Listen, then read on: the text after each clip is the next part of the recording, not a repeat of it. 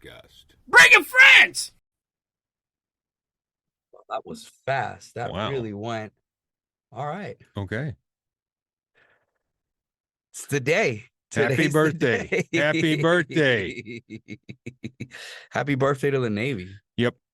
Yeah. 248. 248 years? Yep. Of gay sex? That's a lot, bro. Yeah, you're thinking of the Marines. Pretty sure. I think the Marines that's just kind of obvious. When something starts, when any good idea starts at a bar, you kind of have to like figure like, some things aren't just going to work. I mean, because they had the Coast Guard, but they're like, we want to do something different. Oh, the Coast Guard, I can't shit on the Coast Guard, You could do. Eh. Don't lie, you could do. I have respect for the Coasties. I mean, they have good ASTs. What's it called? The people that do swimming, like rescue swimming and shit. The rescue swimmers, yeah. Yeah. Well, they do a lot of drug intervention in the Caribbean. So, Brother, it's good to see you. Yeah, it's been a while. We've been hanging out all day, and we had dinner and freaking talked business. And now we're gonna, for the people watching, if you don't know, Eric served in the Navy for about 20 years, right?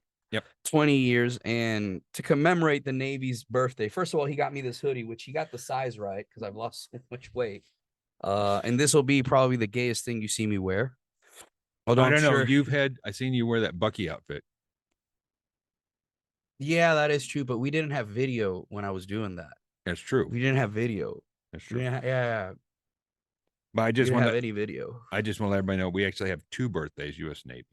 Oh, okay. Educate me on this. Okay. And I looked it up so I'd make sure I got the date right. But October 13th is 1775. Okay.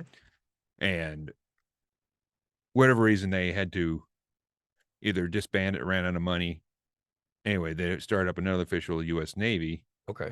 February 17th, 1776. So which one do you celebrate? Or which one were you told to celebrate when you were in? The third October 13th. Okay. But technically there's 2 because they started one, and since the Continental government was very unstable, I guess they ran out of money. I don't know what the exact reason was, but then they had to restart it on February 13th, 1776. Why did you? And again, this will be just me interviewing you. Yeah. So this will be an interesting change of pace. Yeah. Because you interviewed me for my human trafficking episode. That's true, I did. Which was it was very awkward for me because like all of those things, all of those things. You were just asking questions that were like, I wonder about this. Mm-hmm. So why did you join the Navy? Out of all the fucking branches, why? Well, originally, I thought about the Air Force. Okay. And there was no Air Force recruiters. Where did you join out of? Here in Missouri? Here in Missouri, in Camden. What year? That was 88. So you were 18? Yeah. Damn. Okay. Straight out of high school then. Yeah. Okay. I knew, I didn't know what I wanted to do, but I knew I didn't want to stay here. See, that's how I felt about Puerto Rico. That's the truth. I was like, I'm getting out of here. I'm like, dude, I get it. That's how I felt about because I seen what everybody else did. They were working at McDonald's or the grocery store, or they were worked for their dad on the farm. Yeah. And I was like, I'm not going to inherit a farm. Yeah. Yeah. I didn't want to be a cop. Well, I didn't want to be a cop in Puerto Rico. Well, yeah, being a cop in Puerto Rico is a little bit different. It's back in the day was the Wild Wild West. Yeah. So what'd you do? How did you join? Tell me that. You've never told me this. Actually, I've never asked you this. No, I went and they had a recruiter office up in Camden, and they had the Marine on one side. You walked down the hallway, and the Marine was on one side, and Navy was on the other. And I walked in there, and the Marines was closed. Of course. And Navy guy was open, and so I walked in there, and he had his feet up on the desk, had his tie off, Was he kind of buttoned down. No, it was in his blues. Okay. And tie off and button down, and he's just kind of kicking back, and I was like, these are my people. I was like, hey, do you do reserves? Because I originally was going to do just the reserves, see if I liked it, Oh, okay. and then I could just go full time. And he goes, nope, and went back to reading his paper. Just fucking did not give a fuck. Nope, just like, well, what do you do? Active duty, full time. I think I said full time to active duty because I didn't know any different. You didn't know the lingo at that time. Yeah. And he's like, yep, what do you want to do? I'm like, I don't know. And he was he's like, well, I'm what? gonna make numbers this month. He's like, what are you interested in? I was like, I'm interested in aviation. He goes, oh, this book about like this thick, but that thick. These are all the jobs that deal with airplanes. And I'm looking through it, I guess for hours, because he's like, ugh. Did you take the ASVAB at that point? Or Already had to have that. Matter of fact, they used to, I don't know if they do it anymore, but they sent me a thing, a card. You scored this much on ASVAB, you qualify for this for the U.S. Navy or for the Army. They when I joined in 08, they were still doing that. Okay. Yeah. So I had the card, so I had a general idea what I couldn't qualify for. And I guess I was looking at the book for too long. He goes like, I got a deal for you. I'm like, I'm listening. This is how people get sent to war. Eric. Yes, I know. can see exactly. And he goes, we got this program. It's called ATD. I was like, well, that sounds interesting. ATD. I said, what's that? He goes, well, what you do is you join. We don't give you a school right away. What you do is you can see what everybody's job is. You pick one you like, and then we'll send you to school. I was like, well, that sounds like a fair deal. I can actually amazing. I can actually see what they do. And say you tell me what to do. I can see what they do, and I get to pick it. Oh God. So I did that. So open contract? Yeah, basically. Okay. How long did you enlist the first time? 4 years. Damn, you were smart. I did 5. Fuck. I did 5. I just did 4. So, and so I was at my command. I was there for went through boot camp and all that stuff. So hold on. Did you enlist straight that day, or how long until from the moment? Oh yeah, that's right. Because he asked me. He was like, because I went through all the paperwork and I went through MEPS. Whole checked. Yeah. Was it like that back in the day? You had to do the duck squat and they check your ass and all this other shit. Yeah. So it hasn't changed in fucking forever. No. So, they ask you when you can join. I was like, when can you go to boot camp? And I was thinking, I need like 3 days to get, because I didn't have nothing. Yeah. I was like 3 days to say goodbye to everybody. What'd they say? They said, we can't do that. You can't do 3 days? He goes, 2 weeks. They're like, okay, I'll do 2 weeks. I didn't know that it was the 4th of July in 2 weeks. Oh, because you were too excited. I was like, okay, I'm joining the Navy. I'm getting out of here, everything else. And then 2 weeks later, 4th of July. Like, so I'm on 4th of July. I'm on a bus heading to boot camp. What'd your family say when you told them? They said, why the Navy? I said, because they're the recruiter was there. The recruiter was there. That's why. Oh God. So you left, and what happened then? Well, went on the bus and everything else, and we got up there, and it's kind of interesting. And I thought it was pretty straightforward. It seemed pretty simple. I got there at 3:00 in the morning. Did you train or anything? Like, because I've seen pictures of you, but you were in shape though. Like back when you were going to high school, you had like PE where you had. Oh yeah, we did all that, but I didn't do anything special to because I figured I could run. Yeah. I didn't. Well, back in those days, back in the 80s, like people were fit. Like everybody was fit. Yeah, we didn't really have a lot of obese people, and there wasn't as much processed food either. But anyway, I got there, and 3:00 in the morning, everybody's fucking tired, obviously.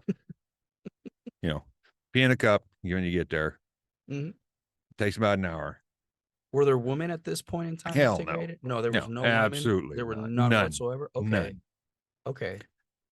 So we get there, and I thought the instructions were straightforward. Do not go in the shower without your shower shoes.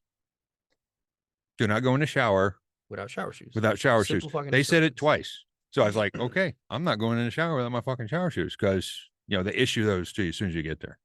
Yeah, the bacteria and shit. Like, you don't want to go in there. Anyway, so I go in there. I'm showered up, and it's open stall. There's no privacy whatsoever. Yeah, same. So, I still watched everything. I just did a lot quicker than I normally do. That's all. 5 minutes. Yes. Fuck 5. So I'm out. I'm all done. I'm fucking exhausted. I was like, at least I got to lay down for a few minutes, right? This dickhead comes out of the shower, no shower shoes. Guess what happens? You got the shit smoked out of you. Yeah, everybody get dressed. Everybody get dressed. Fall out outside. Where'd you go to boot camp for? Oh, Great Lakes. Great Lakes. What state is that? It's Illinois, outside of Chicago. I was like, oh, so it's cold. What was July? Yeah, but still, it's like what, 60? Yeah, about that. Yeah, that's cold to me, bro. Oh, okay. That's good. By the way, thank you for the hoodie. By the way, I can't You're believe welcome. you got my fucking size right. Like, this is the first hoodie that I have that fits.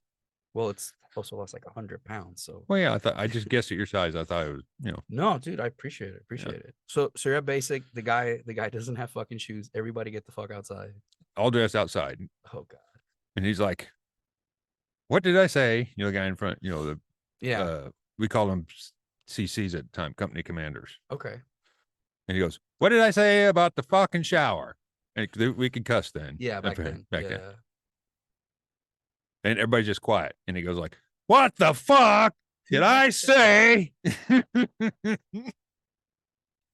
Who answered? Some fucking. It was just a handful of us are like, "Where's shower shoes?" Like, we didn't have, and like, that's right. Go in there, go take a shower. Don't tell me you already took a shower. I said, go fucking take a shower with your shower shoes. And then, of course, I had to go take a shower again. Everybody did. Went back out, dried off, laid down for what seemed like 2 seconds. It feels like 2 seconds. Get up, get up, get up. Okay. And then, Reveille. Do you guys call it reveille? Reveille. No, they had a guy with a trash can. He threw it down the hallway, and oh no, they play reveille. Like they play and it's like you like, dude, that just like shocks you. Like they did the trash can one time because someone fell asleep on CQ, and like the trash can, I was like, oh, okay, and then the lights come on, and I'm like, fuck. So they're just throwing trash cans, trash can, lights coming on, get dressed, blah blah blah. It's like, of course, they like move it. And it's like, how much time did you have to get dressed? Like, do you recall by any chance? At least 15 seconds. Yeah, shave. No, we shaved before. We showered. Oh, you shaved the night. Okay.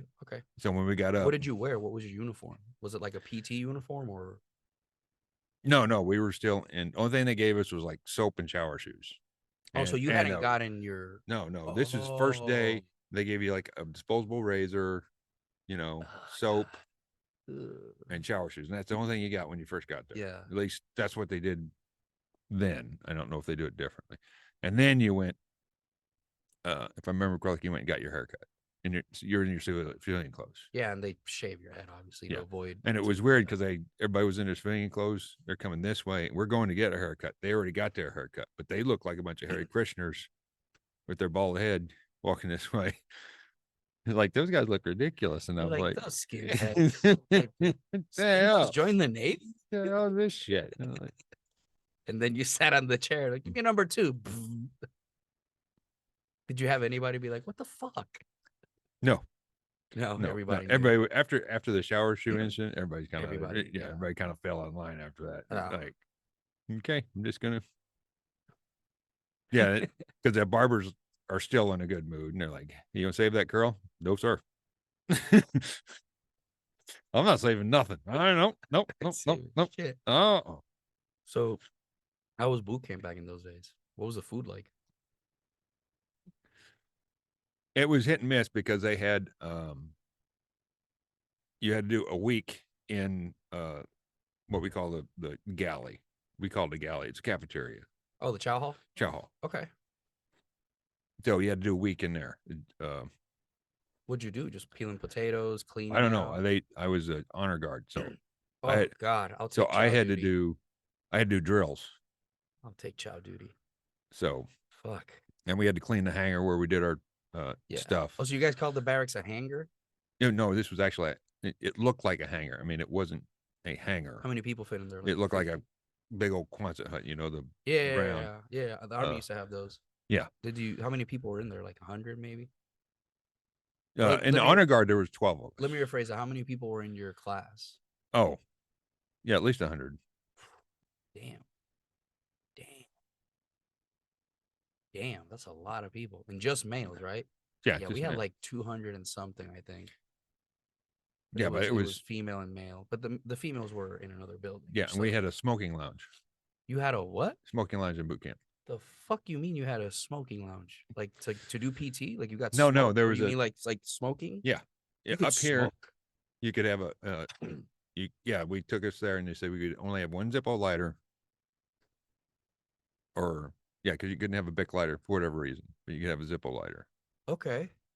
And there's 3 floors. The top floor was smoking, and this one was non-smoking, and the bottom one, I guess nobody used. I don't know what it was used. That'd be so cool. Did you take classes and smoke while you were taking classes? Oh hell no, we didn't smoke while we were taking classes. Okay. I'm just asking. I don't know. No, this was a smoking lounge, and I didn't smoke at the time, so I didn't go to smoking. Oh really? And I didn't smoke.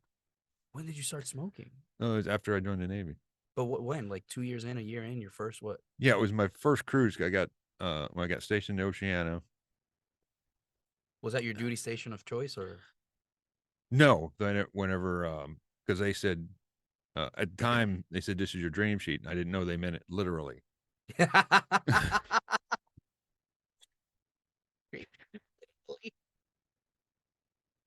Yeah, I actually got what I wanted. Because I put like West Coast, California. I put or Florida, someplace warm. I someplace put Missouri, Hawaii. Yeah, I put Missouri, Puerto Rico, Japan, and I fucking got Missouri. By God, like I got fucking Missouri. So you got Oceana, Cali. No, this was Virginia. Virginia, I'm sorry. Yeah, Virginia. Like I said, it was dream sheet. They did exact opposite what I wrote. So how was boot camp? You ever see someone do wall-to-wall counseling, or you guys probably don't call it that? We don't call it that, but we had some one-on-one corrections. Okay. Or someone comes back with a black eye, and it's like they fell upstairs. Yep, they did. They fell upstairs. They didn't cut the sandwich properly or something. Yeah. Okay. Most of the time, it was they didn't. They fell upstairs. What was like the big thing that would get him that? Like someone just being disrespectful? Obviously, someone being disrespectful. Well, yeah, that would do it. But what was like? Honestly, sometimes we got mashed, and I had no fucking idea what we did. Mashed? Make all sailors hurt. It's called smoke. Same thing as smoking. Make all sailors hurt. I like that. That's what you call like a smoking session. Yeah, we call it. They take mash. You outside. Everybody up, down, go. No, they did. They did one time. I don't know what we did. We did something. Anyway, and it was inside. And he goes, and they called it Vietnam. Fuck. Because they closed all the doors and windows. Oh fuck. And they turned all the hot water in the showers. Oh fuck. And then we got mashed. You push all the bunks back and then you get mashed. What do they do? They make you do push-ups and shit? Yeah, you do push-ups and you do the they make your dog tags dance. Make your dog tags dance. You have them around your neck and you're in the position all the way up, like a and plank, down is where your dog tags dance. Yeah. They don't lay down. Yeah. They dance. Yeah, they dance. Yeah, I know what you're talking about. Yeah. So you're not all the way down. You're kind of like middle, and then of course the squat thrust. The push up, and then the push up. And then did you guys have monkey fuckers? We may have called them something else. Monkey fuckers is when you squat down and you grab your toes behind your ankles and you have to like basically torque your ass up and down, but it's working like the back of your thighs and like your hip flexor, and they call them monkey fuckers. It's for someone when someone's monkeying around. Oh. No, that's really gay. We didn't. We didn't do that. That sounds really gay. We did not do that. That's really gay. This is coming from the Army guy. Oh shit. Just saying. We did not do that. But we had 8-count bodybuilders, which was okay. I know what that is. Yeah. And of course they'd ask you questions like, you're on 26 and he's like, how many musketeers are there? And you're like 3. And then did they ask and then you say 26 is like, no, you said 3. Did they ask you like you have to start at 4? I heard from people that also went in the 80s that they used to ask you like, who's the vice president, who's the chairman of did they ask you that stuff? Really? The one guy asked me, because you're supposed to look straight ahead. I'm sure the Army is the same way. Yeah, position of attention. Yeah. And you look straight ahead. And this company commander, I guess he was visiting because he wasn't my company commander. Were they petty officers? Some were E7's chiefs, but this one was a E6, and he stood like this tall in front of me. So he was probably Filipino or Puerto Rican. He was definitely Filipino, I'm thinking. And he was like, "What's my wife's name?" "I don't know your wife's name, sir." Oh, I was supposed to say Mrs. whatever, but I couldn't see his name tag because he was just he was short. so short. You know, I don't know you. What? Where they call your mom when you go? I said, they call her Bobby. He's like, they just say, "Hey, Bobby." "Yes, sir, they do." Nobody ever called my mom Mrs. McElroy. They was like, "Hey, Bobby," because that was her name. But they're just trying to see if you can put 1+1 together. Did they Yeah. ask you about current events too? No, we didn't have You didn't. So it TV. was all We didn't like, have TV or radio. no. I'm just asking because like for us when I went, you could read like the news and stuff like that on Sundays. Oh, Like the we drill. had Ricky Sundays. Yeah. So we call them Holy Sundays, where it's like Yeah. you're allowed to have the newspaper so you can read. But then if you read that, there was something the drill sergeants would give you. The drill sergeants would pick something. Mm. Like what happened on this date, that like relevant military stuff, right? Yeah. So you graduated boot camp, and then from boot camp, what happened? Well, I went to VF-33s, F-14s. Okay, you're gonna talk to me like a kindergartner. What's that? F-14's a fighter aircraft. You seen Tom Cruise, Top Gun? Oh, okay. We've The had this sweep conversation. wings. Yeah, Sweep yeah, wings. yeah. Okay. I apologize for So, oop. that. No, you're good. It's the phone doing a weird thing. So, it was sort of neat at first because when you see Top Gun and you know nothing about the Navy, it looks really cool. Had Top Gun come out by then? The first one? Let me see. When did it come out? So you went in 1980? I went in 88, and I don't remember. 88? Yeah. 88, I'm sorry, yeah. And this came out in, I don't remember when it came out. Hold on. No. The other Top Gun. The first Top Gun. Hold on. Top Gun 1? Let's just type in Top Gun 1. 80. Oh, yeah. So it already come out. 86. Yeah. Which people thought it was the Air Force and it was the Navy.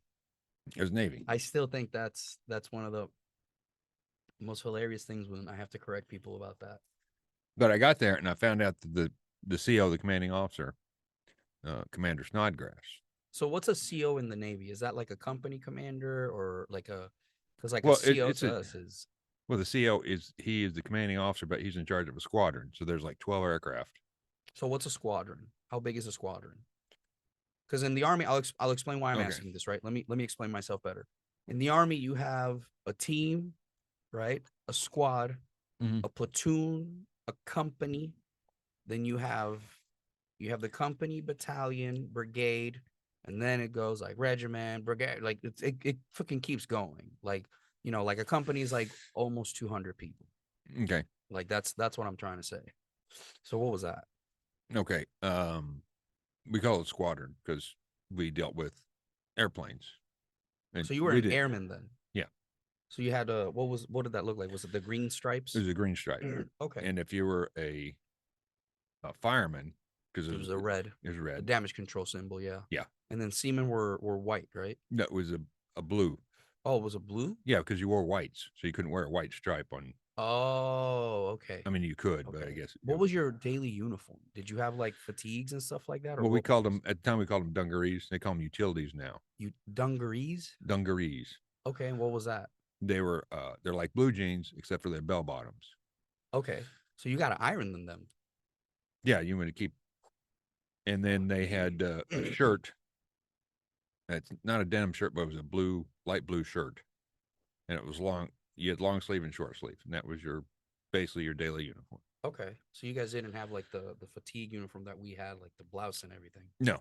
Oh, God. How often did you have to shine your boots or your dress shoes? Actually, the dress shoes we signed. I shine them like every other day because I didn't wear them all the time, unless I was on watch or something like that. But I didn't use them a lot because I was working.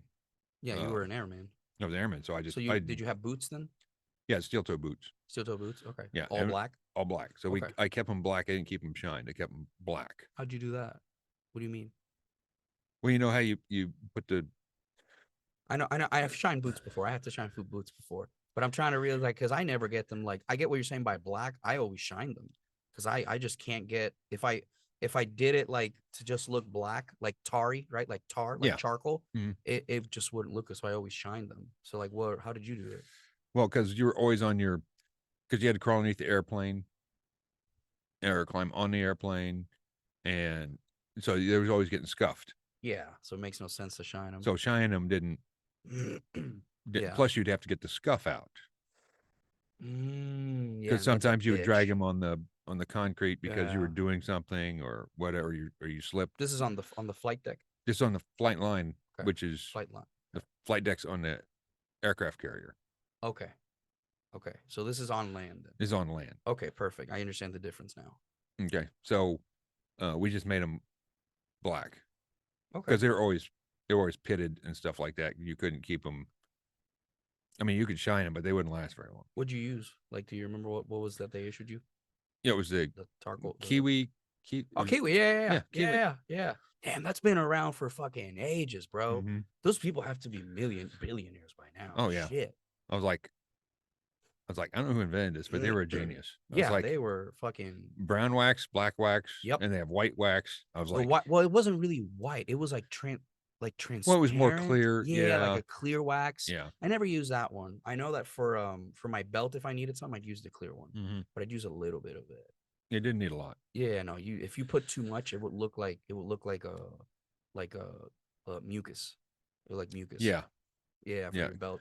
So you got there, and then when you reported to your first duty station, did you go back home No, I went.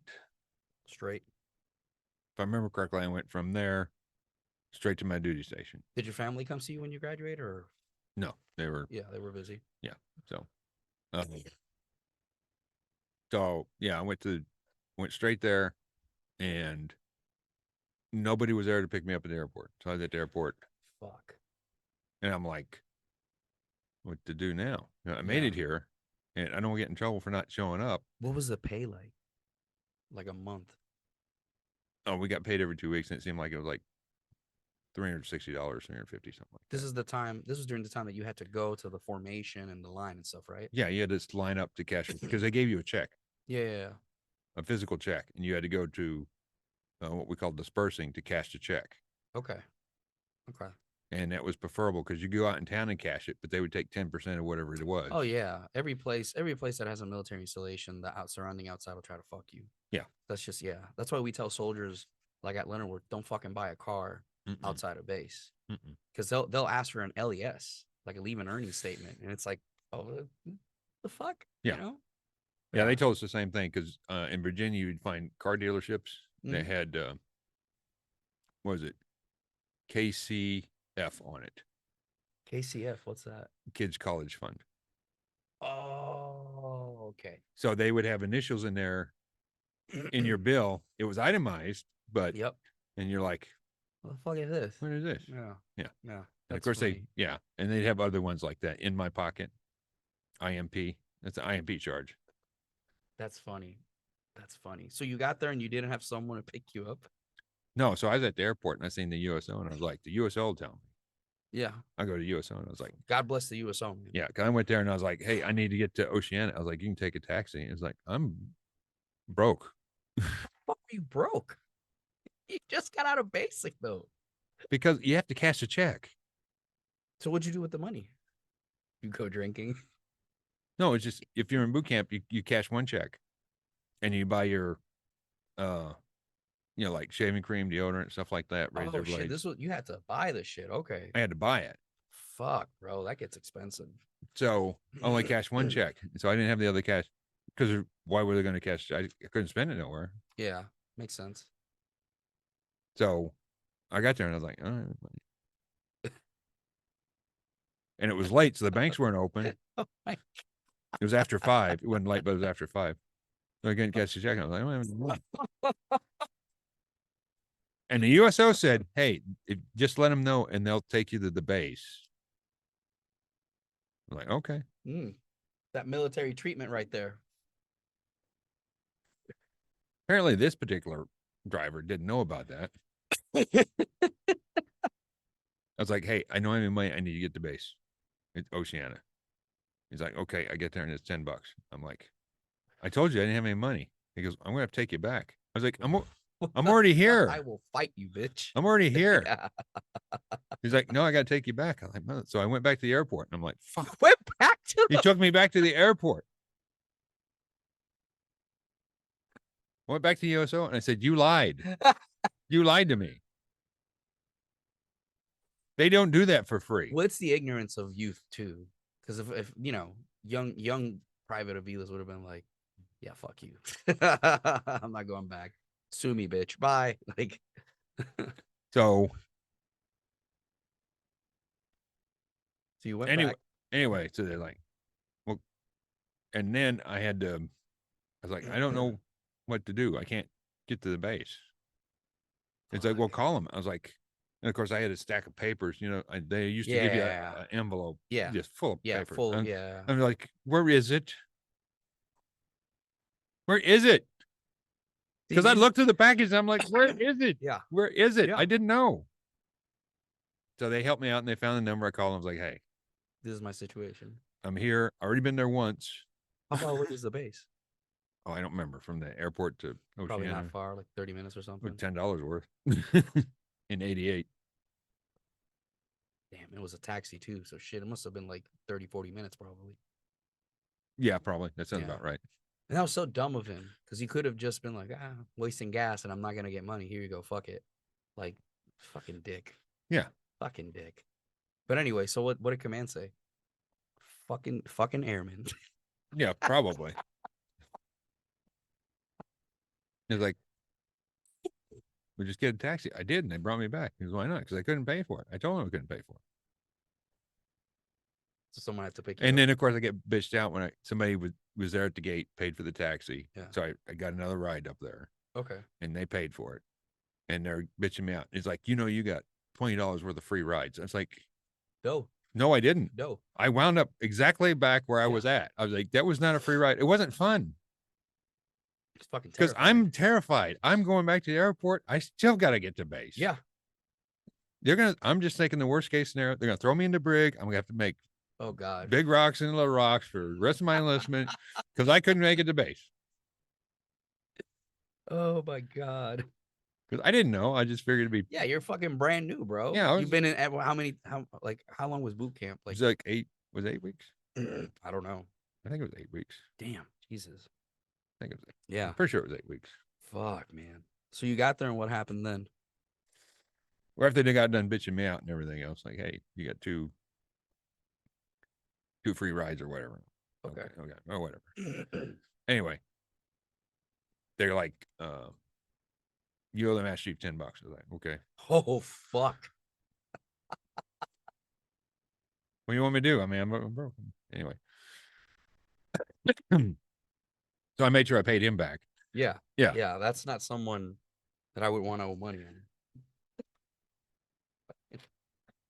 So, first duty station, what happened? Did you get did you get to work right away? Like, obviously you do in processing and you have to go through everything. Like, what happened then? Yeah, they had an indoctrination class and all that stuff, and they told you a little bit about the area and whatnot, and about the command. Yeah. Stay away from this place, don't fucking go here, blah blah blah blah blah. I'm sorry, stay away from this place, don't go here, blah blah blah. Yeah. Yeah. So all the standard stuff, And of course they had me doing they call it first lieutenant stuff, basically janitor, because I didn't have a rate. Yeah. So your rate is your job, right? Yes. So like how we call MOS, you guys call it rate. Yes. Okay. So how long from you not having a rate to having a rate? Like, how did that happen? Well, I did the first lieutenant thing for about a month, I think. And then they sent me to what they call a line.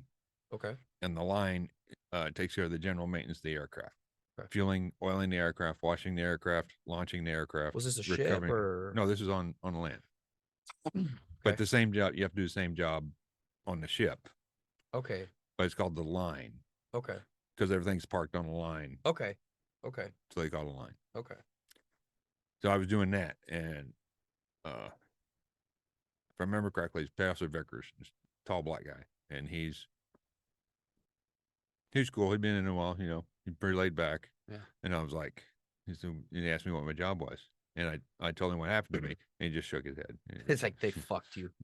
Fucking recruiters. And he just fucked you. The fucking recruiters. He didn't say it out loud, but from the look on his face, I pretty much gathered. It's that look of like, yeah, that looks like, yeah, you poor soul. you took it up the ass and didn't even know it. Oh my God. Yeah, the Army doesn't do that. Not that the Army's, I don't know. I could be wrong, but like when I went in, it was like, you have to pick a job.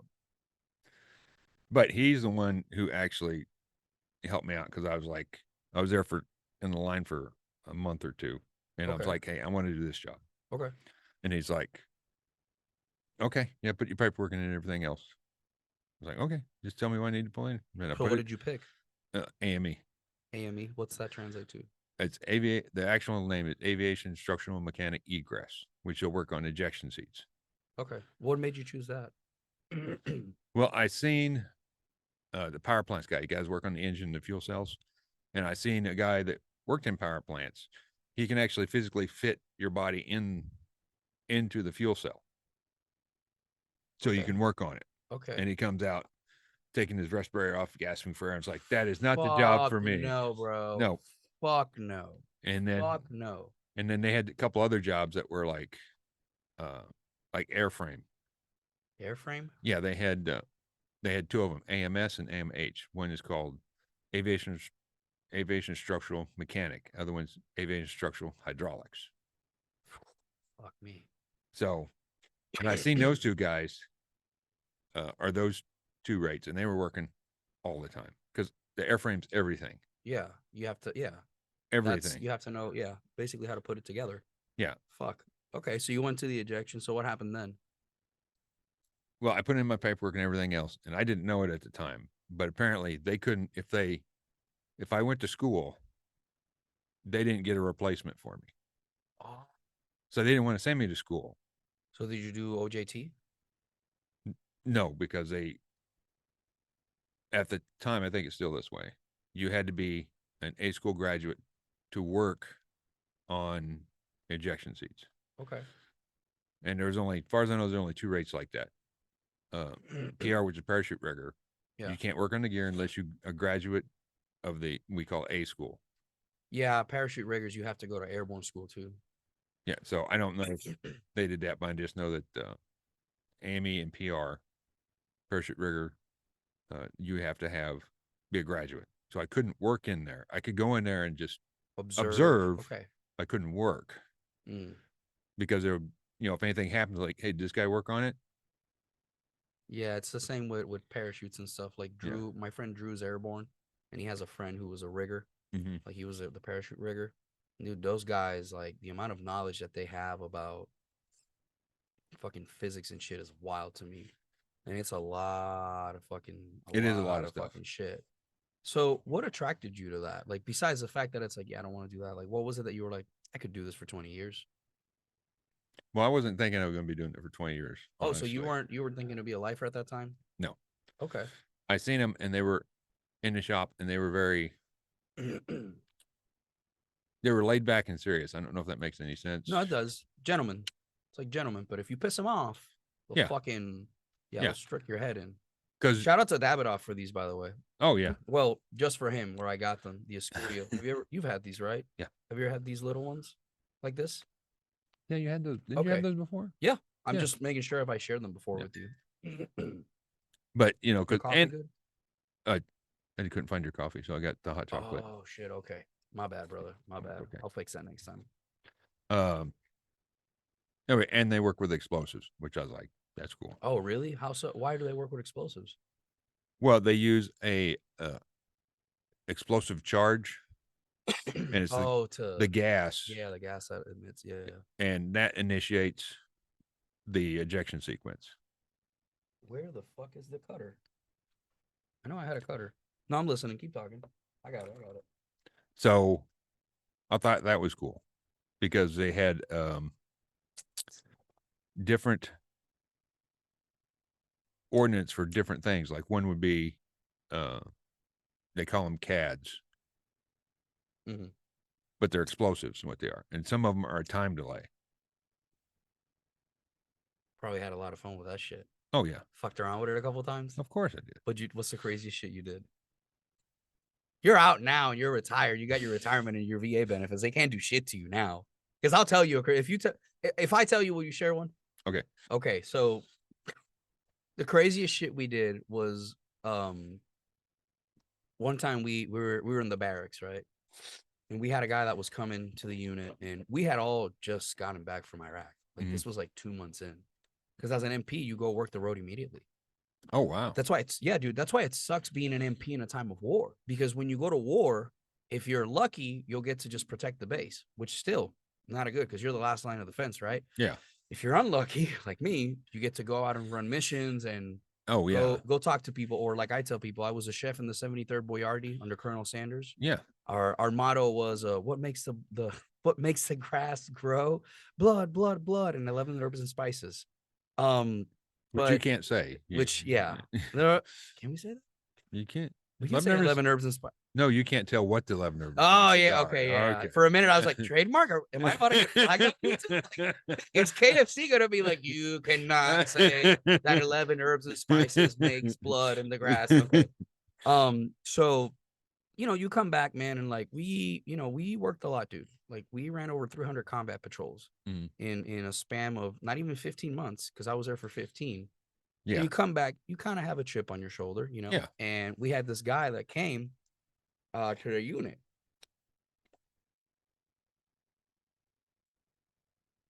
God, I love these. And funny story, when you come back, right? And you're the latest unit to come back, everybody wants to talk to you. Everybody, because you have the latest like information, you have the latest happening. Yeah. And we had this guy that he came and he was he hadn't deployed. He'd been for 8 years. I don't know how the fuck he had been in for 8 years. He was an E4 and like hadn't fucking deployed. Wasn't a douchebag, was in shape. So I was like, that's weird, whatever. And he goes, yeah, man, I can't wait to go. I'm pretty prepared. Like he was just cocky. And like, I think, how sometimes people want to like try to be part of the group. Yeah. And they try to like fuck with everybody, but they don't understand the dynamics. Like the reason that I fuck with you is because we've been through shit together, Yeah. We've cleared rooms together, we've deployed together. And this guy, I ran missions with him, and then this guy comes and he's trying to like be part of the clique, Yeah. Which, in retrospect, I should have just explained it, And this dude, thought he was like the toughest thing. So like we were like, man, like we got to indoctrinate you then if you want to be part of the unit. So we're like, well, how do we do it? And I lived on the 3rd floor of Missouri Avenue Barracks. And we were like, well, man, go get your ACH, which is your Army Combat Helmet. And we duct taped him between 2 fucking mattresses. And we just fucking launched him from the 2nd floor because his room was on the 2nd floor. And by God, he landed. He's like, we were like, oh shit, like we thought we were gonna get fucked up. Like, and we were smart about it, dude. Like we planned it. We're like, okay, guys, if he gets hit, we're gonna go. You got the cart, like we got people downstairs and shit. And dude, by God, he did it like 2 more times, and like he was cool after that. So like that's probably one of like the craziest shit that we did like on the barracks and shit. Work wise, we never really fucked her because you don't really have time to fuck around, man. You're an MP. Yeah, at work we didn't really screw around except for that one time. No, liquid oxygen, LOX. It's called LOX, but it's liquid oxygen. You can actually freeze oxygen. I didn't know that. Really? Does it come in a canister or?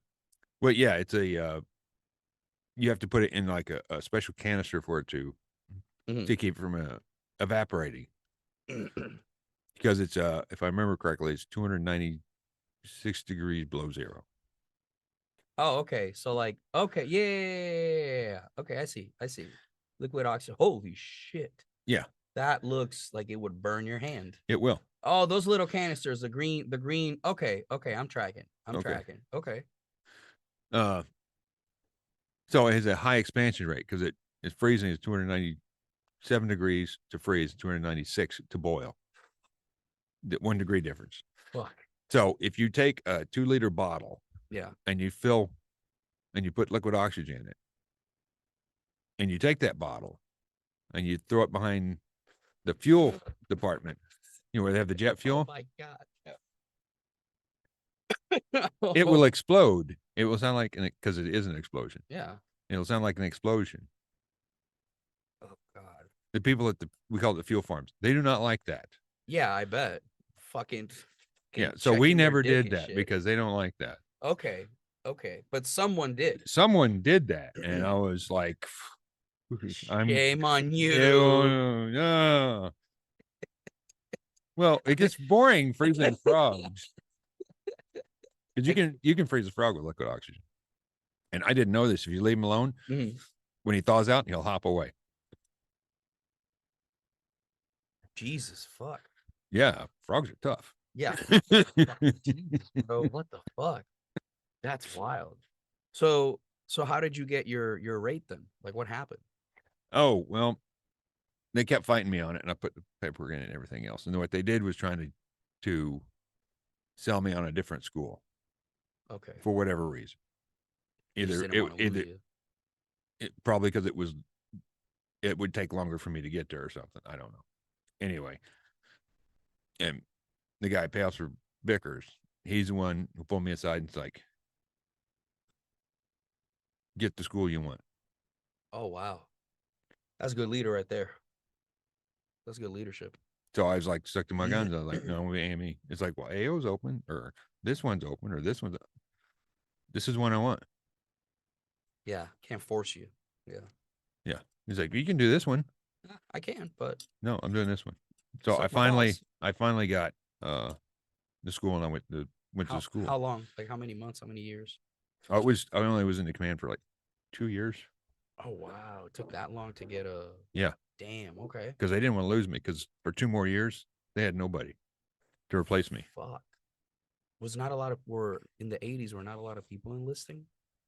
I don't know. It's just you're allotted so many people, and there's for some reason if you have a loss they don't count it. So you have to pull someone else to do that duty then. Yeah. Fuck me, damn. I don't know why they do it that way. That's the way it was explained to me. If I leave, how long had Vietnam? How long since Vietnam at this point? I don't know. It was in the 70s, wasn't it? So probably like over. Yeah. So at this point, it's like in the 90s, right? At this point, I was in 1990 by the time I went to school. Okay. So then you go to school. How long was that school? That one was, I think that was 8 weeks too. 8 weeks. So you come back as an E4 then? Yeah, I went there as.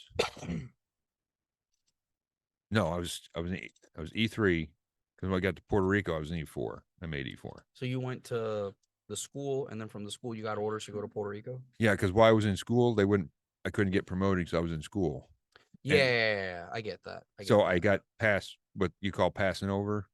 But you passed all the tests, though. I passed all the tests, but they said I couldn't take because you have to take a test to make rank. And they said I couldn't take the test because they said if I passed the test and made E4 and didn't make it through the school, I was like, take it away.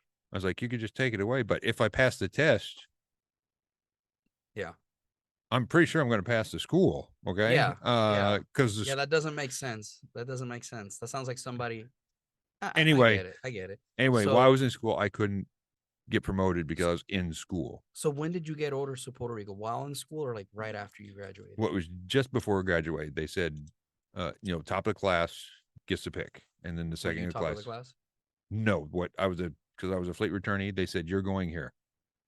Oh, okay. Did you graduate like top 10 in the class or something though? Something like that. Yeah. Okay. So you're going to Puerto Rico? And they said because when they were getting ready to hand out orders and pick orders, I'm like, okay, I'm ready. And you're like, you're going to Puerto Rico. I'm like, I don't want to go to Puerto Rico. You're like, where the fuck is this? Did you know where it was at the time? No, I didn't know. I never knew.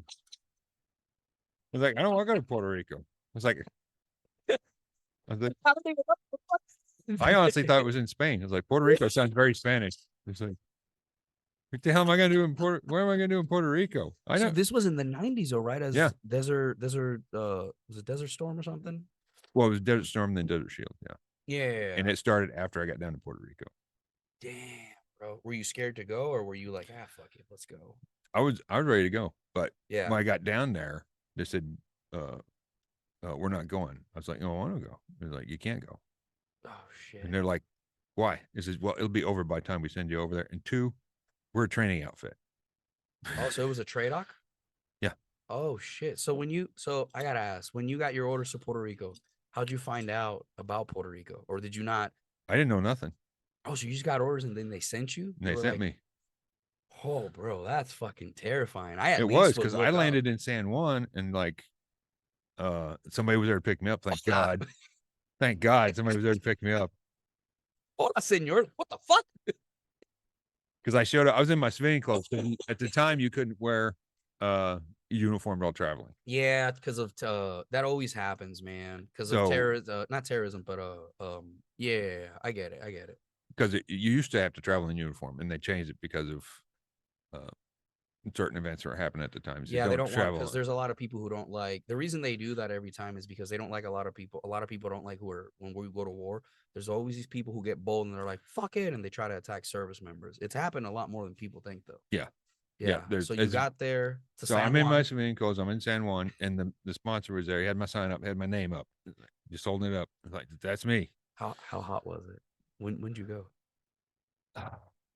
Because it was fucking boiling as soon as you get they opened up the aircraft door and all the air conditioning's flushed out. The humidity hits Yeah, you. I sweat as soon as they opened the door. I was like, yeah. So it had to be in the middle of the summer because it was really, really humid. Because I was like 3 years old. it was like bro. it was taking your breath away when they opened it. Yeah, that's what happens to a lot of people.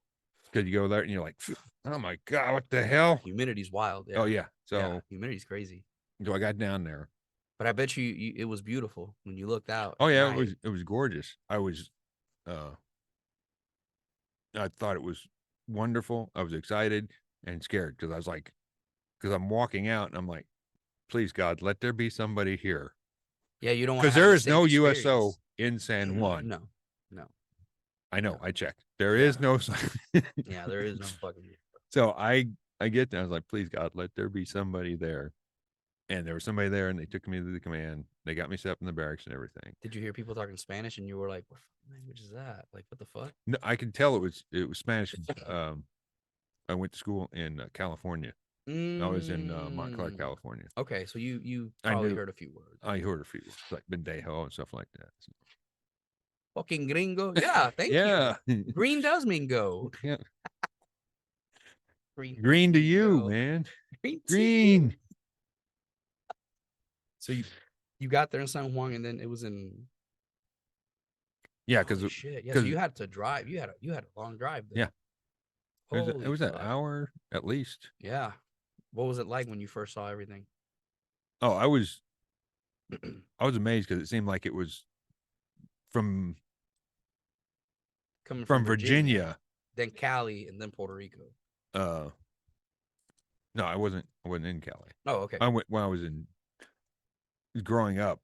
Oh, we were living in California before we moved to Missouri. Yeah.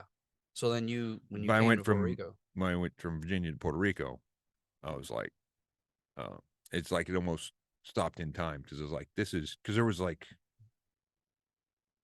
Radio Shack, Kmart there. I was like, yep. There's still a Kmart around, or no? Because there wasn't a Kmart Yeah. in Virginia. Yeah. Or a Radio Shack. Yep. Yeah. And I'd seen all this as like time had stopped right there. And I was like, you see the ladies though? Oh yeah. What was your first thought like? Oh shit. I was like, man, she's got claws. Like, all Puerto Rican women have these long ass freaking nails. So it's like, what the hell? So you got to command. What happened? Oh well, I got there. I got checked in and everything else, and they sent me. Went to the barracks, and I don't know if you've been to they call it Roosevelt Roads.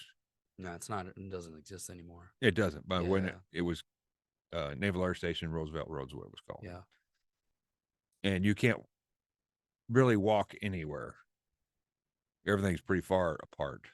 I'm trying to pull it up so people can see. But it was named after, obviously, President Roosevelt. Correct. Theodore, not the other one.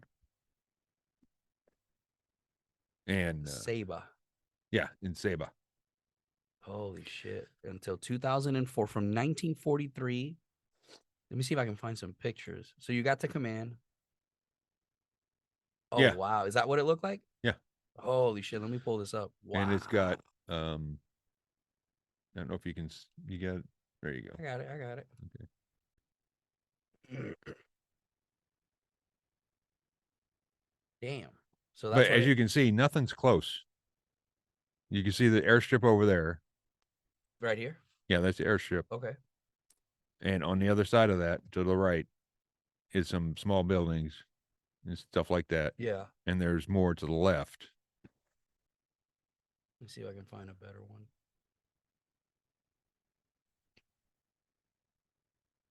That's the marina down there. That's the marina, yeah. On the base. That's the marina on the Yeah. base.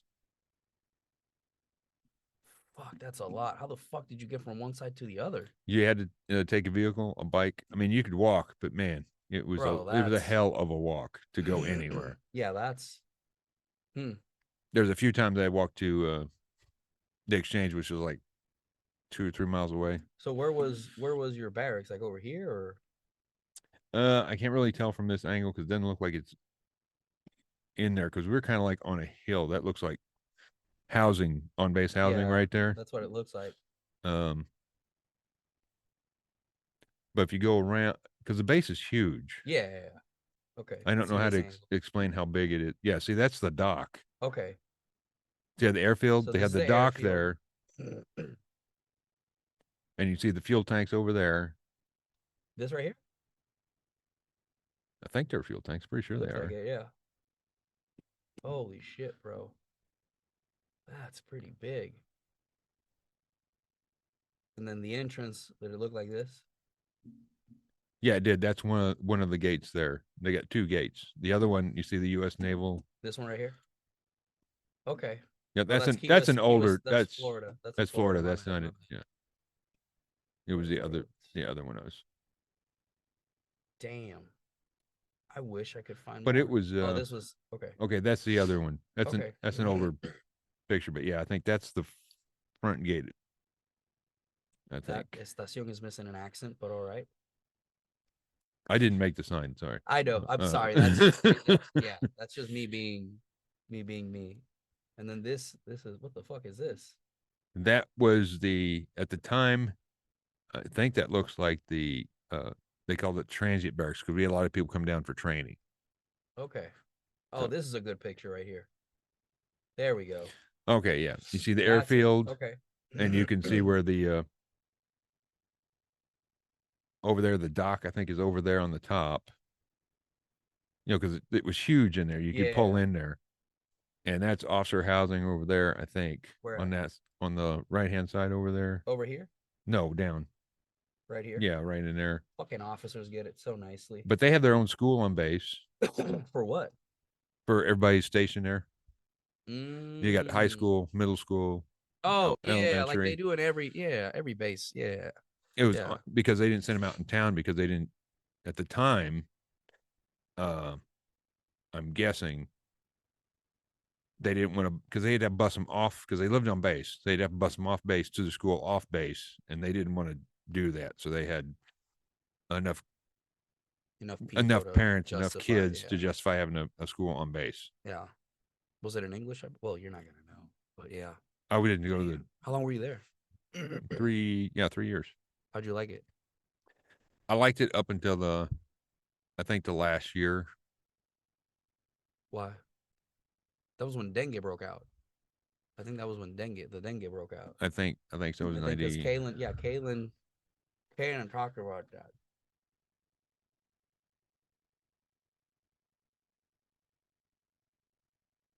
Yep.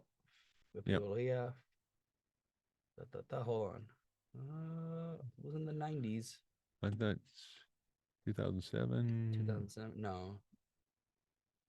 We'll have to check. Let's see. 1990. Let's search this here. Aha! There it is. Yep.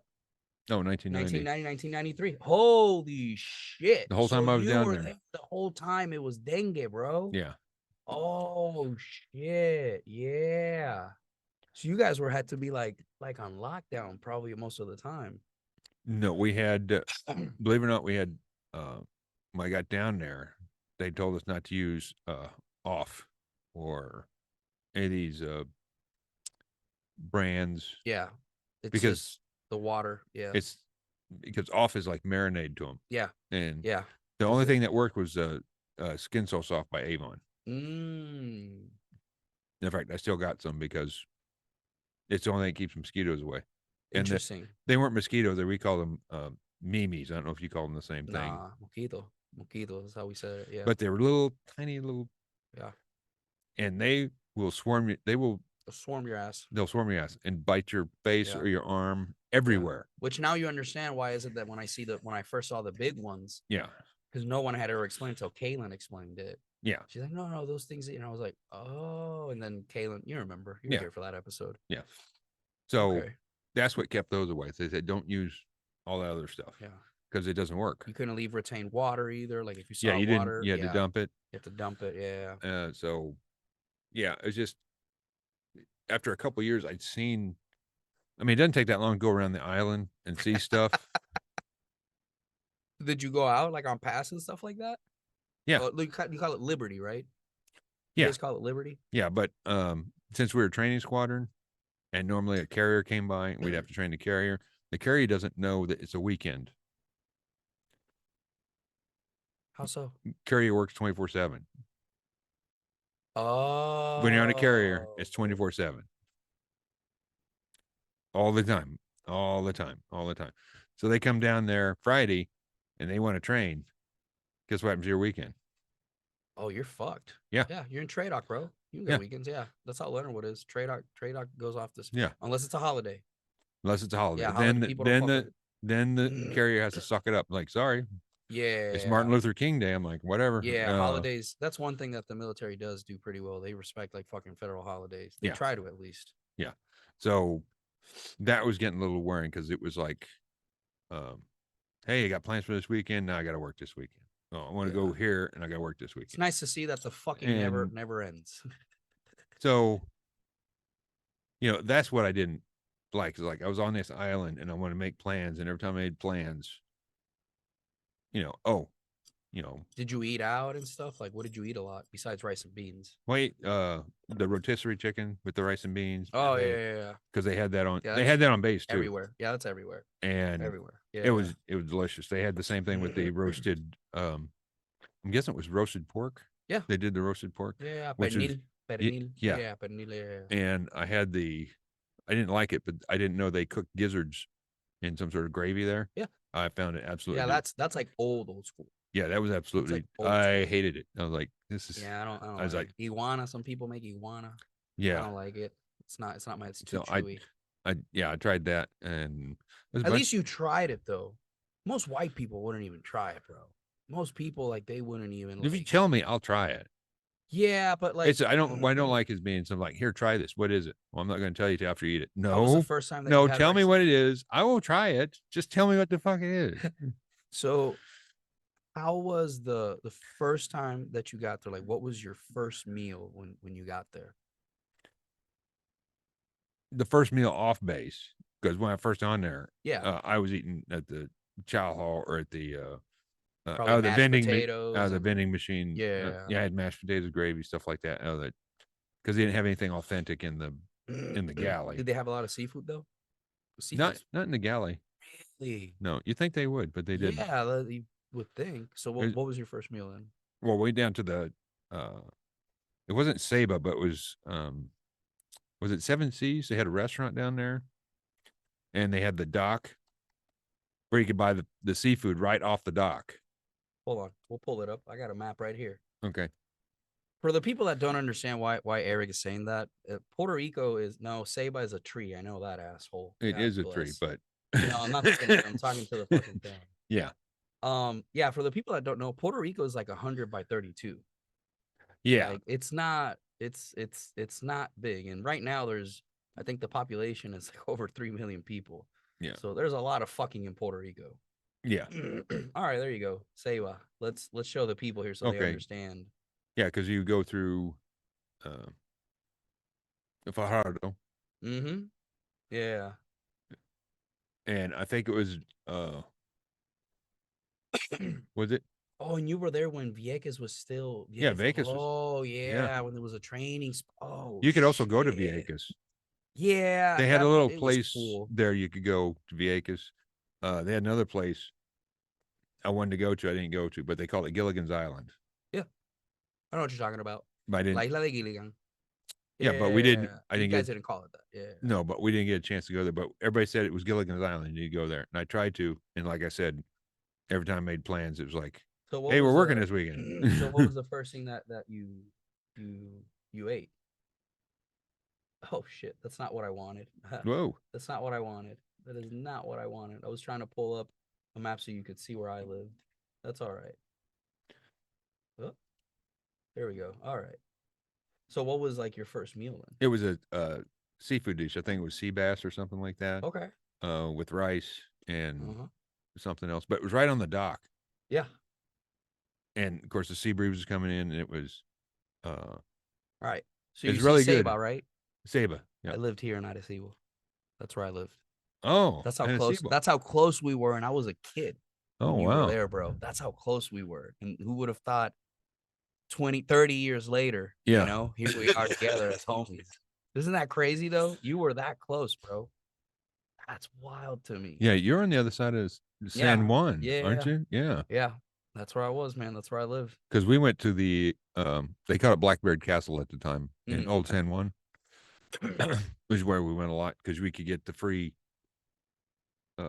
samples of Bacardi. Oh yeah, Bacardi. Bacardi. Yeah. You guys call it Bacardi. It's Bacardi because it has an accent at the E. Oh, Did you okay. not eat? Did you not eat Don Q rum, or did you not drink Don Q or anything? We did, but it just seemed like when we went down there, you get like 5 gallons of Bacardi for like $5, Yeah, yeah. Now they have So like so many flavors. so at the time it was just like the Coke cost more than the rum. Yeah. So we would just get a couple 5 gallon things Yeah, and and during the '90s, coffee was also a big thing. Was a big import export in Puerto Rico. We yeah. used to actually. People don't know this. Puerto Rico used to export coffee to the Vatican. Don't know if you knew that. No, I You did didn't not know know that? that. No. Let me pull it up. Let me pull it up to. I'm 99% sure. Because at the time they were upset over Yep. the sugar Yep. cane. There it is. Yep. There it Puerto Rican is. coffee to the There Vatican. it is. Coffee to the Vatican. Yep. Stopped in the mid '90s. Yep. Yeah. That's what's crazy to me, bro. That's what's crazy to me. But when I was down there, they were upset. The locals were upset about the sugar. The sugar. What do you mean? Something was going on with the sugar cane market. I don't know if that's when the Jones Law came in or something. I think the Jones Law happened right after we became. Hold on, Jones Act passed. So anyway, keep talking. But the locals were like, because they had a lot of sugar down there, a lot of sugar canes when I was down there, and the locals were upset about the sugar cane. Yeah, It's like 1917. 1917 is when they enacted the Jones Law. okay. Yeah. But for some reason they couldn't get the sugar out, or they were double taxed on the sugar. Something was going on, and I think at the time they had. Oh, here it is. Here it is. 1990s. Hold on, I got it right here. Let me read it. Federal Reserve. Whatever happened to the Puerto Rico sugar manufacturing industry? Beginning in the early 1990s, Puerto Rican sugar had entered the United States mainland tariff-free. Oh, given this new status, the Puerto Rican sugar industry grew dramatically, soon far outposting Louisiana's production. Manufacturing sugar in Puerto Rico was no longer profitable. Louisiana, in contrast, continued to produce and grow sugar. Oh, okay. So we were losing. Oh, okay. 1900s. I'm sorry. 1900, yeah. 1900s. Okay. So what was, maybe it was cane sugar? Possibly. Cane, let's see. Cane sugar issue. Whatever. That's the same article. Let's see. I think it must have been the cane sugar industry. Yeah, cane sugar industry. Here it is. 1500s. 1800, 1990s. 1900s. 36. I can't find anything. Since 1936, Bacardi has been the main rum of Puerto Rico. Yeah. Bacardi rum. Oh, wow. And it's with the, yeah. That's anyway, crazy. I don't remember exactly what it was. You sure it was sugar? It might have been something else. There was other stuff going on too, because they were the drug lord down there. They were keeping him Oh, in yeah. our what we call the what's a prison, but they call it the Holy shit! I found the drug lord. yeah, it's I him. found him. Hold on. Yeah, 1990s. Yeah, they kept him in our brig Holy shit. because they afraid he wouldn't last in the Puerto Rican jail. Oh no, they would have, yeah, because he knew so much. I think it's Jose Figueroa Agosto. Let me see if it's him. Yeah. Hold So on. we flew. I say Casa- we, but the Navy at the time flew him back and forth to court because I remember we had to spray paint the helicopter all gray. Yeah. All gray. There was no markings on it whatsoever. Holy shit. I think that's I don't know him. whatever happened to him. I just know he was in our brig. Holy shit. I don't know if that's him, but in the 1990s, crime in Puerto Rico, trafficking, money laundering, 1990s. Here we go. Yeah. Let's see. So how did that? Yeah. Until 1993. Yep. Yeah. Here it is right here. Yep. That I suggest. But Oh, we gotta get access to it. God, fuck this. This pisses me off. But My dad probably knows. I'll call dad and ask him. he probably later. does because we had to, like I said, they were like, he can't stay here.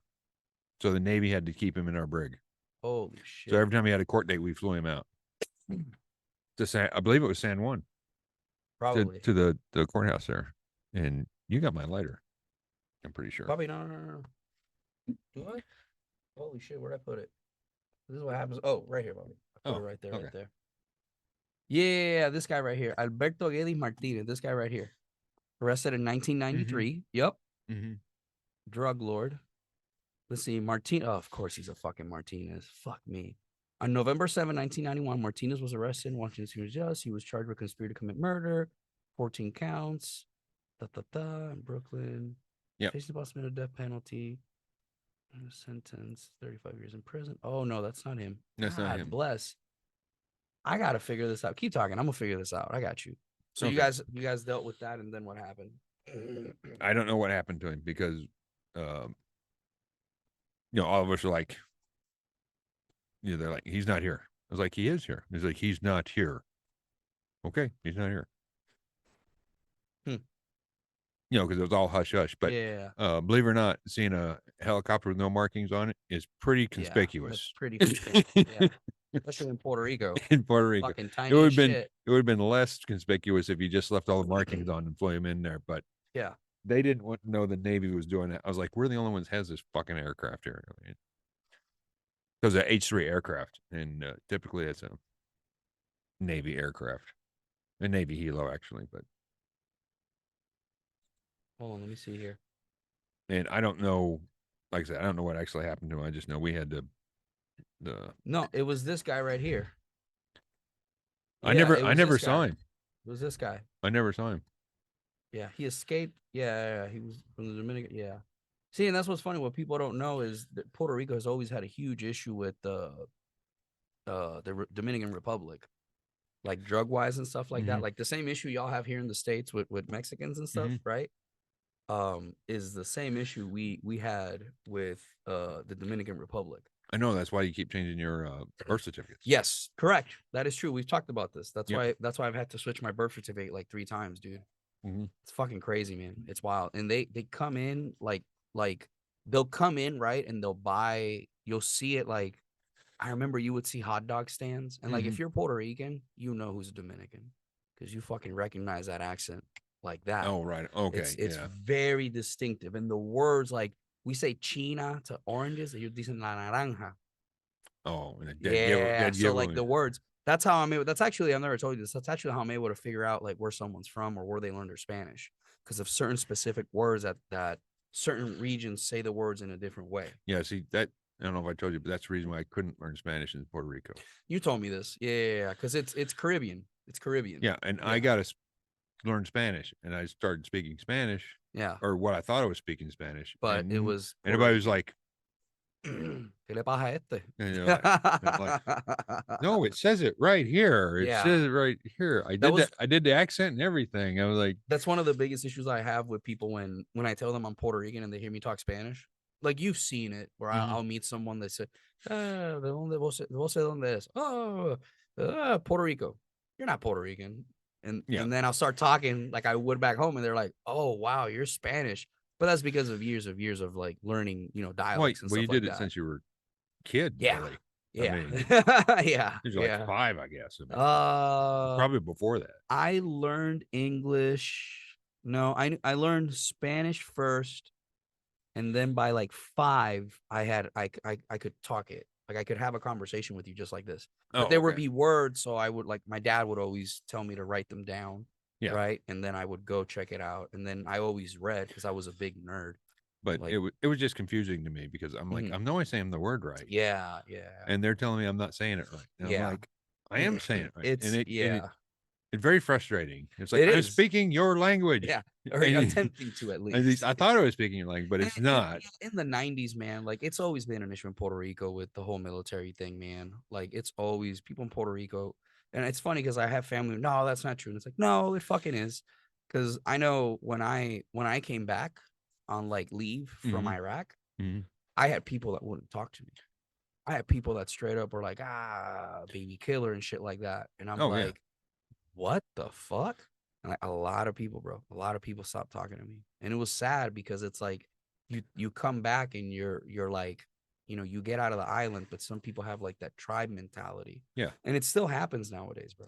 I know because they even did it Storm Desert Shield. We try to mitigate civilian casualties, but a bomb goes off. Yeah, man, but that's the cost of war. You know what I'm saying? I realize that. Like I'm just saying you understand that because you've been in it, but some people really don't understand that if we're gonna go to war, casualties are going to. Jocko says this all the time. I was just saying an interview with him where he was talking about this. He's like, yeah, but can't you mitigate? He's like, yeah, we try to mitigate as much. Like it's not like we're going in and fucking putting C4 on the door and blasting the door, But like shit's gonna happen, dude. I mean, I got a friend, dude. I have a friend. But we don't bomb mosques or churches or. Correct. That's normally like, we follow Geneva commit. That's the Geneva That's Convention. Geneva. Yeah. However, some of those rules changed because some of the mosques were not mosques. Correct. Some of the mosques were being used as sniper spots too in Iraq. Exactly. So yeah, but it's hard to play man. by the rules when the other guy is not playing by the rules. It is, man. And like the thing people don't understand is that especially when you involve kids, man. Like when you involve kids. Yeah, and that's at least that is not what we want to do. Yeah, man. I have a friend who I won't name him, but I got a friend who he lost a buddy because they were out doing a raid in some Middle Eastern country during OIF, and they clear the house, got the guy, and these two people come out, and one of them pops his buddy, and the buddy gets hit in the throat, and then he pops the two people, and when they come check it, it was kids. It was 2 kids that shot them. Yeah, kids were shooting at them with AKs, and that's he carries that for the rest of his life, bro. Like it scarred the fuck out of him. Well, I know that it wasn't any different in Vietnam because you would have a child coming at you, child war, and you have to shoot him. Yep, or they're wearing a vest. It's you or him or a grandma. Yep, or woman. Look at Chris Kyle's movie, American Sniper. When he has to take, it's rough, man. It's really rough, and that's what people don't understand. If it's a kid or a group of Marines. Unfortunately, man. And the thing that I was always told, because I thank God the only time I was put in that position was that one time with the kid that was the assassin. Like I think about it now that I've talked about it more and I've been to therapy, and it's like, what if I would have shot him? How would I have felt? And I think about that all the time because it's like. But you got to realize what he did, and if you didn't stop him, what was he going to keep I understand. doing? I understand, but he's a kid. He's completely fucking brainwashed. I understand at that point he's an enemy combatant. He's not a kid though. No, I understand. He's not a kid anymore. But the thing is, he was 16. He was 16. But he's not a kid anymore. Yeah, he's brainwashed. He's brainwashed at that point. And that's the thing that like haunts me, man, because it's like, fuck, bro.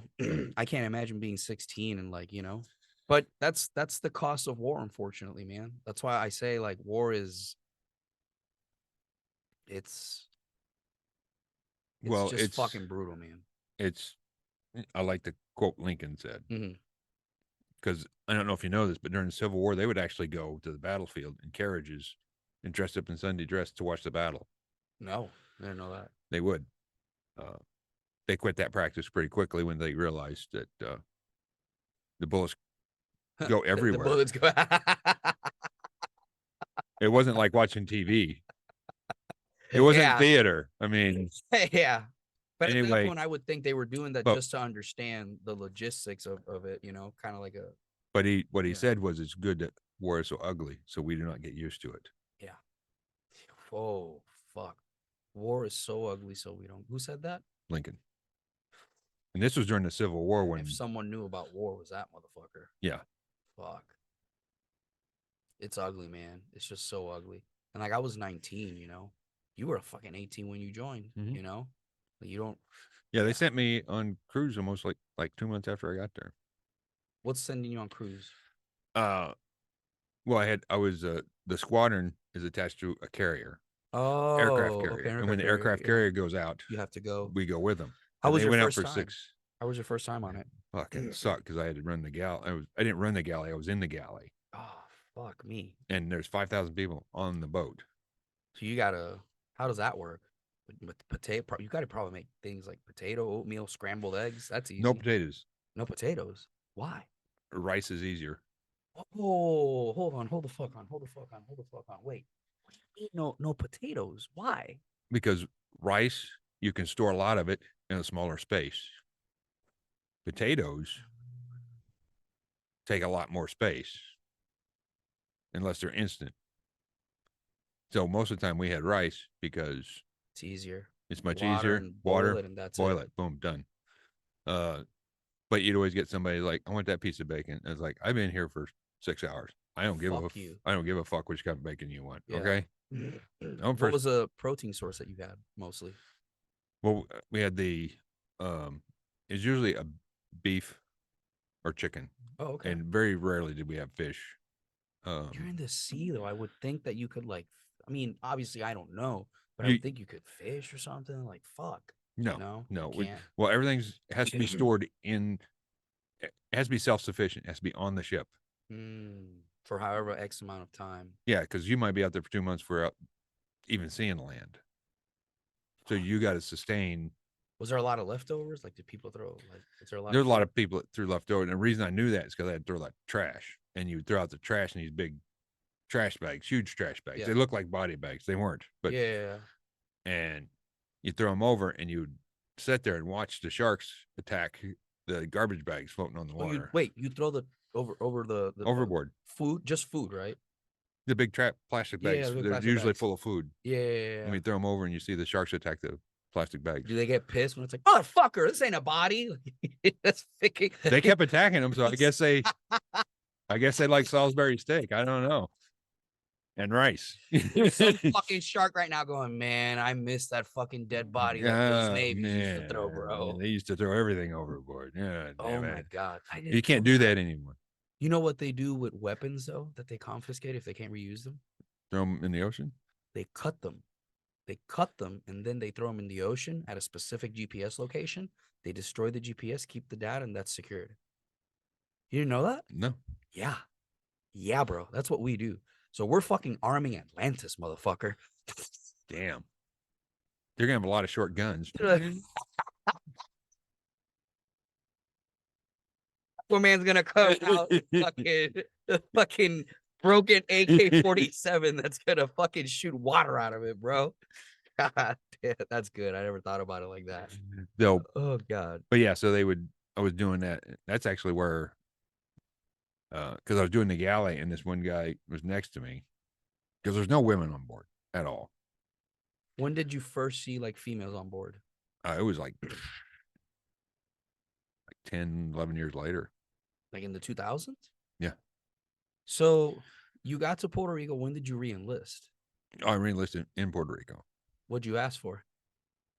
I don't. You know what I'm talking about. Everybody asks for something ridiculous when they fucking re-enlist. Because because they had this, you get this ribbon, this medal for wintering over in our Antarctica. Okay. And I heard that there's a base underground, and they have aircraft. It's a hangar. For Antarctica? For Antarctica. Yeah. It's underground. And I was like, fuck yeah, I want to do that. So And that that was, Arctic, you'd get or an the Arctic Arctic. expedition, is what Yeah. it's called. Yeah. I Yeah, was like, that's rare. yeah, it is. Rare as fuck. And I was like, I'm going to go there. And they said, you can't go there. I was like, I want to go there. Why? Well, they had nothing was open, is what they told me. Sure. Sure. I was like, I want to go there. So how And much you re-enlist for? Another 4. Nice. And they went and they offered me Japan. Ooh. And I was like, from Puerto Rico to Japan, bro, I Yeah. would have taken that. and I was like, and I was seriously thinking about it. And I was like, I moved from one island to another. Bro, listen, I went from Puerto Rico to Missouri, motherfucker. I got fucked, bro. And somebody said that, hey, if you go there, you're going to be attached to the Midway. What's that? The USS Midway is another aircraft carrier. Oh, that's a combat one, though, right? Well, all of them are combat. Well, aircraft carriers are combat. Correct, but that specifically is their mission is to. The Midway is a World War II vessel. Correct. They named a battle after. That named a battle after. Correct, but what I'm saying is that ship patrols up and down Japan. So I realize that. Yeah. No, I'm asking you, is that what it is? Well, yeah, they patrol the area over there. Okay. And it's a conventional carrier, which I was on. They take gas, it's not nuclear. Because Japan has this thing about nukes. I don't know what it is. Well, land of the rising sun. Yeah, I don't know. You think, I'm just so you didn't, touchy on that subject. So you didn't pick Japan. I didn't pick Japan because I was on the USS America and then on it for 6 months, and ship broke on there all the time. I was like, what happens when I go on the oldest vessel in the United States, other than the oldest aircraft carrier at the time? How much shit's going to break? Because our water tasted like fuel. Oh, fuck. You ever drink jet fuel? No. I have. It's horrible. It's disgusting. Don't do it. So that's why I started drinking coffee, because it killed the taste of the JP5. Yeah. So what's a day like in a carrier? Like what's a normal day? Guide me through a normal day. Okay. Well, first let me tell you, when I was in the galley, this guy next to me. You were in the galley in the carrier. On the carrier. Yeah. And they have a forward galley and an aft galley. But I was in forward galley, which you get most of the traffic. That's where the officers. And the guy, no, they have a separate galley. Oh, so enlisted and officers eat separately? Yes. Shit. Okay. Okay. Yeah. So, the guy goes, I'm going to smoke break and he'd leave. So I have to do his station and my station. And he'd come back. I was like, I'm going to go on a break. He's like, wait a few minutes. I was like, okay. Wait for the line to lie down. Okay. And then the guy next to me goes, I'm going to smoke break. He just leaves. And that's all I'm running to with him. Oh, fuck you. And I say, hey, he's already been on 2 breaks. I haven't been on a break yet. He goes, wait for it to die down a little bit. You were in E4 at this time? No, I was still on E2. I mean, I was just. So after that, I was like, I'm going on a smoke break, and left. That's when I started smoking. Get that break, bro. That's the only way I got the break. Oh, God, yeah. So I would just hang out in the smoking lounge. I wouldn't even smoke. I'd just hang out there just so I get a break, because you have to deal with these people that are hungry, are tired, and pissed. And I'm doing about the same. Because I'm sweating my ass off, and because it's hot down there. They use steam to cook everything. So it's really hot. Yeah. And, I get it, but, I'm not putting up with your shit either. Yeah. So what's a normal day like? Like you wake up, what's that? Well, so as a petty officer, what's that like? Well, obviously as a lower enlisted, we know. Yeah, you do all the shit jobs in the lower enlisted. But when you get up there, depending on what your job is, you get ready, you go to a maintenance meeting. Muster call is what you call it? No, well, you muster everybody. They come to work.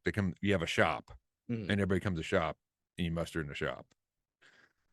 And then you go to the meeting, and you say, yeah, everybody's here, or this guy's on sick call or something, or whatever. You guys have sick call on the ship? Yeah, we have sick call on the ship. Okay, that's cool.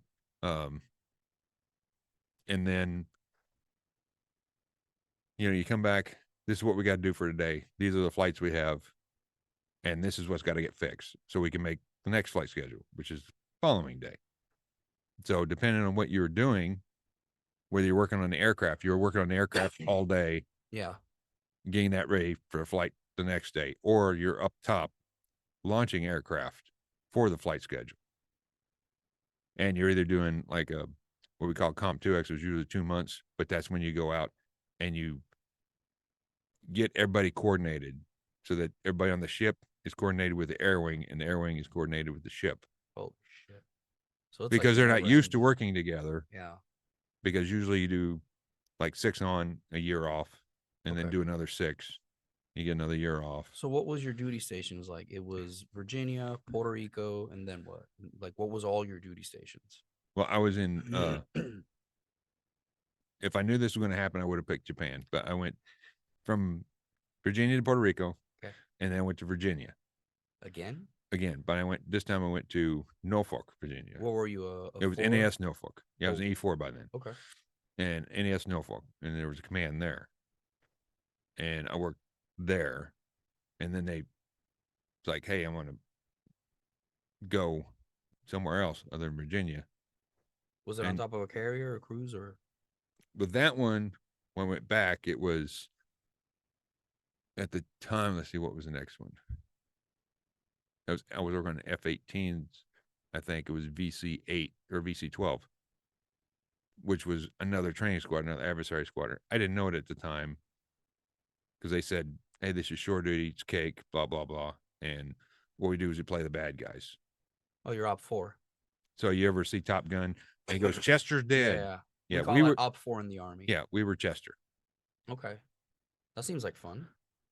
It was kind of pretty cool because except when you had got the air show and the Blue Angels show up and stuff like that because Blue Angels are dicks. But anyway, Really, the Blue Angels are dicks. This is a story I heard. Okay. We were hosting the Blue Angels. Uh-huh. Hey, you can use our ready room, our lockers, our facilities. Use our hangar if you need to work on They're all aircraft. officers, correct? They're all officers Yeah. up there in the ready room. Anyway, one of the Blue Angels goes like, "Man, I wish they'd get out of our ready room." It's like, this is our ready room, and we're letting you stay here. Yeah, fuck you. Did you have a couple people tell you stories about that? Because I've had a couple people tell me that they're assholes. Yeah. They kind of like have like that big dick mentality. Like, yeah, fuck you. The enlisted, I didn't have a problem with it, but the officers were like, yeah.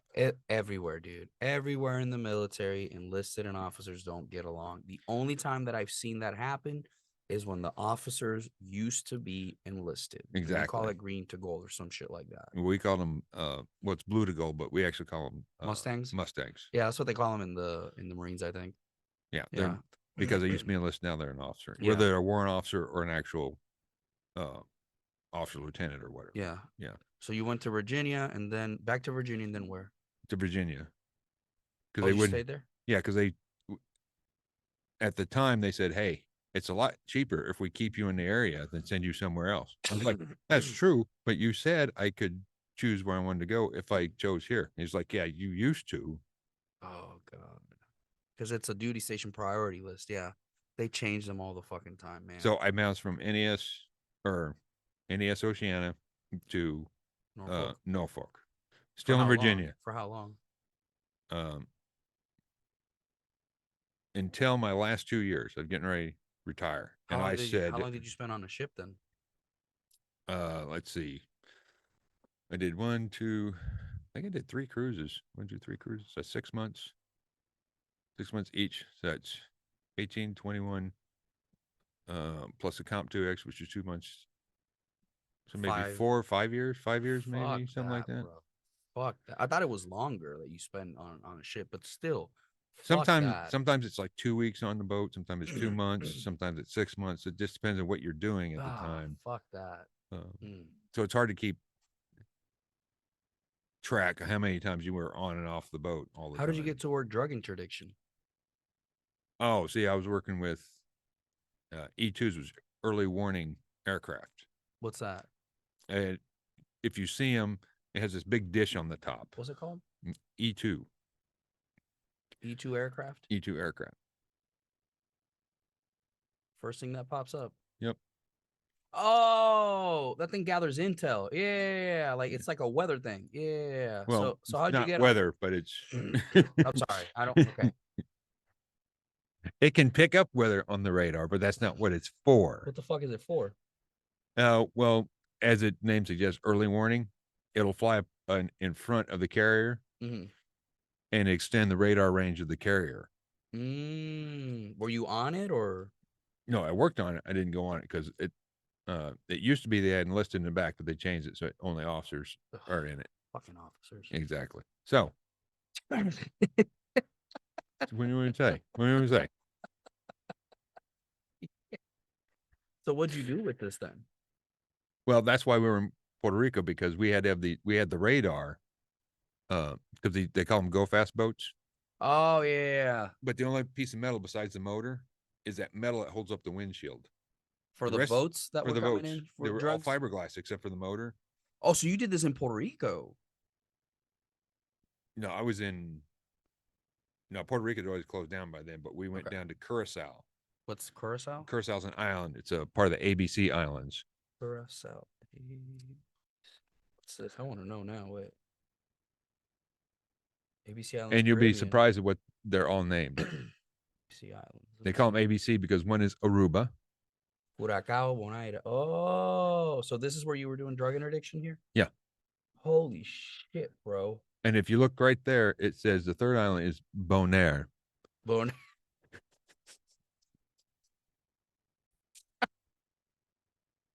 So what were you doing here? Well, we were in Curacao, Okay. and you see Venezuela is right down yeah, there. right. Yeah, right over. Believe it or here is not, the there's a tip. lot of cocaine coming out of there. Well, snows So, a lot over there, is what I'm hearing. yeah. Huh? A lot of snow. Huh? So our job was to either catch or deter them from going How? through. Well, we had one that was an aircraft, a small aircraft. Yeah. And we said, hey, we suspect this is a drug aircraft. And they seen us. So the aircraft went back to Venezuela. As soon as it landed in Venezuela, they had their fighters strafe the aircraft. Strife as in They shot it while it was on the ground. Yeah. And we said, we suspect. We didn't say they were. We said we suspect. Oh fuck. Oh fuck. Suspect. That is not the word that you want to use. So what happened? Well, I assume Did the whoever was inside was Venezuelans- dead. Well, yeah, fucking. But the Venezuelans apparently don't put up with that shit at the time. Uh-huh. They What- didn't put up with drug smuggling at the time, What do they do? but they do. I don't know why they striped it. Maybe it was a Oh, hold on. the Venezuelan army? government army or air force or whatever it is, because that's who we told. We were How'd you working with see it? Did them. you see it from the deck or how'd you see it? No, they told me about this because I wasn't on the Oh, aircraft. They said, yeah. hey, and they were following it back. It's like, hey, he's going back to Venezuela. We suspect to be a drug. So what was your job Airplane. during all that? I was waiting on the ground in case they needed. Oh, so No. you were the body to go pick up and deal with. Okay. Yeah. So Did you ever see some snow or? we sort of, a friend of mine, he was down there at the same time, Yeah. and there was this boat, and he was throwing, and we were following him, and we were right on the ocean flying, and this guy's throwing bales out of cocaine. Where were you at? Like on We're a like boat or- 100, probably 50 feet from the ocean, from the waves, Oh shit. and just because he was trying to get away. on the boat, on the carrier. I mean. No, I was in Curacao. I wasn't on the boat. Oh, so you're seeing them do this while you're they're on the like- island? Yeah. So they're doing this. And Yeah, they're it was drunk. easy to follow them. Yeah, But because the- those the- bales are huge. Yeah. And they didn't sink because they're airtight. Yeah, obviously. They didn't think about that when they were throwing overboard. Anyway, Oh a fuck. friend of mine was on a cutter. It was a Navy cutter. Yeah. They're the ones with the helicopter pad in the back. Yeah. Anyway, he's the one who picked up all the bales of hay or bales of cocaine That you're seeing out. that in we're the seeing. fucking- He's the one picking them all up. Did you and let he it say, said- go? That's a lot of snow. That's a lot of snow. And he said there was 30 bales of cocaine. How much can you fit in a bale? Well, bale is about the size of, like I said earlier, a bale of hay. Feet. So it's about That 2.5 wide, feet, about 2.5 feet by one, something like that. You could fit easy, like depending how many bricks, you could probably fit maybe 5, 10, maybe. Probably a little 10, more. probably 10, Maybe a little more. Yeah, if it's maybe airtight. 15. Maybe. I don't know. I've never seen bales like that. I've seen 10 keys of Coke before, like in Oh, it's the much bigger trunk. than 10 Yeah, keys. because I've seen 10 keys of Coke in the back of a car before, and I Yeah, was see, like, "Whoa, like what the fuck?" You know, someone that yeah. you should not If you had know. a bale, it would barely fit in the trunk. Oh yeah, so probably 15. Yeah, damn, that's a lot of snow, But there were bro. 30 of them. And my friend picked all these up, and he was exempt from drug testing for like 6 months Yeah, because they had to handle the you have to money handle too. the money too. Yeah. Because I don't know how much money it was. A shit ton. I think it was like around Holy shit. What'd you probably like $2 about million. how was Curacao? How was that? Oh, I liked it, but What's it like? well, it's kind of barren because they don't have cows, but they had a lot of barbecue, and I was like, this is odd. Oh, that's a red flag. So anyway, they have goats. Ah, okay. Okay. Yeah, goat meat. I mean, Yeah. Well, is what it goats is. would eat the weeds, and it was very barren. Believe it or not, it's very barren there. They had palm trees, but not grass. Yeah. They had like these weeds that grow up everywhere, and it was a very sparse looking landscape. Was there not a lot of people on the island? I'm not sure how many people were on the island. I That's a know good they have a huge casino down there, so I guess it's a destination spot for people. for drug dealers, yeah. For yeah, because they didn't have a military base in Curacao that I'm aware of, because we had to stay. 150,000? That's it? Yeah, because we had to stay in the hotel. They put us up in the hotel. Yeah. We didn't have a barracks. Oh God. That's not that big. No, Wow. it's smaller than Puerto Rico. Yeah, it's not. It does 150,000 people on that island, bro. Mhm. That's weird. So you can go around it pretty quick. I mean, it's beautiful beaches and stuff like that, but um, the inland area, Mm-hmm. it's just not a lot of grass or anything. It's just a lot of Mm. shrubs. Um, Well, drug dealers got to have a spot where they can have some fun, I guess. yeah, but Aruba's a whole lot different.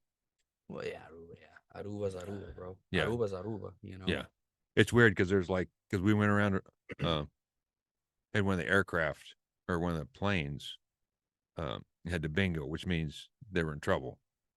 Mm. When you get a firelight, it could be a faulty sensor, or it could be a fire. But you got to take it as But you yeah. assume it's a fire. Yeah. So they pull the handle. They got one engine. They have two engines. Pull the handle. Now they got one engine. Fuck. And they go like, the closest place is Aruba, so we have to land in Aruba. And they said it was the scariest moment whenever the motor made a different noise, because they're flying around going. Oh, fuck no, bro. So they finally land, and of course I got sent over to fix it. Yeah. So I'm in Aruba, fix the plane. I got to wait like 2 days for parts or something like that. So they're like, fix the plane. I'm waiting for parts. So we're fucking around Aruba, and they have a beautiful golf course. And once you pass a golf course, you see all the shanties. Fucking terrifying, I bet. Yeah, because you see, no shit, these are sheet metal. I don't know if tin. Yeah, I know what you're talking about. That's how it is in They the made Dominican. tin. They Yeah. made houses out of tin. Yeah. And sticks. Yep. I swear, tin and sticks. Pretty poor, bro. And Pretty poor. but you go the other way, and there's this big hotel, and there's this nice swimming pool, and there's a golf course. You ever see Jeffrey Epstein there? No. But they did have a prison on there. They had a prison? In Aruba, they have a prison on the other side of the island. The tourist is over here. Yeah. Prison's over here. Oh, fuck no. And apparently these are very bad people. It's maximum security prison. I bet. Fuck, to put you off an island that you can't get out. Yeah, because on the one, because we drove by it, we couldn't go near it, obviously. But the building looks like it's built on the cliff. So if you look out the window, there's nothing. Yeah. And if you try to escape the other way, you got hundreds and hundreds of yards miles. before you even get to the fence. Oh, 100 yards. Okay, to escape. Yeah. But then you got to swim, and there's nowhere good. No. Like and there's shark in that area too. I know that. Yeah. Well, it's rocky at that place where they build it. Oh, so there's no beach. Yeah. Yeah. You jump out and you're like, maybe I'll miss a rock. Maybe you'll break your leg, bro. Maybe you'll break your leg and they'll so leave you there. It looks like pretty inescapable. Pretty hopeless. Yeah. So if you go there, you're just planning on staying there for how long they say you're going to be there. Fuck no, dude. What was your favorite part of the Navy? Like, what was your favorite, like, out of those 20 years, what was like your favorite time? I actually like going to the different places Really? because I got to see Spain, France, Dubai, uh, Singapore. Uh, I went to Peru, Brazil, Chile. Holy shit. Um, got Hawaii a couple of times. Okay. So I didn't like the boat ride to get there, but when you got there, you got to see something different. I mean, What do you mean? Like the culture and stuff or the yeah, food or okay. yeah, because it was weird. Because when we got to like the first time I stopped in France, everybody goes like, "Let's get something to eat." And he goes, and one of the guys in the group goes like, "Hey, there's a McDonald's." I was like, Oh my God. I was like, Fuck that guy. first of all, it's McDonald's. Mac. Mac.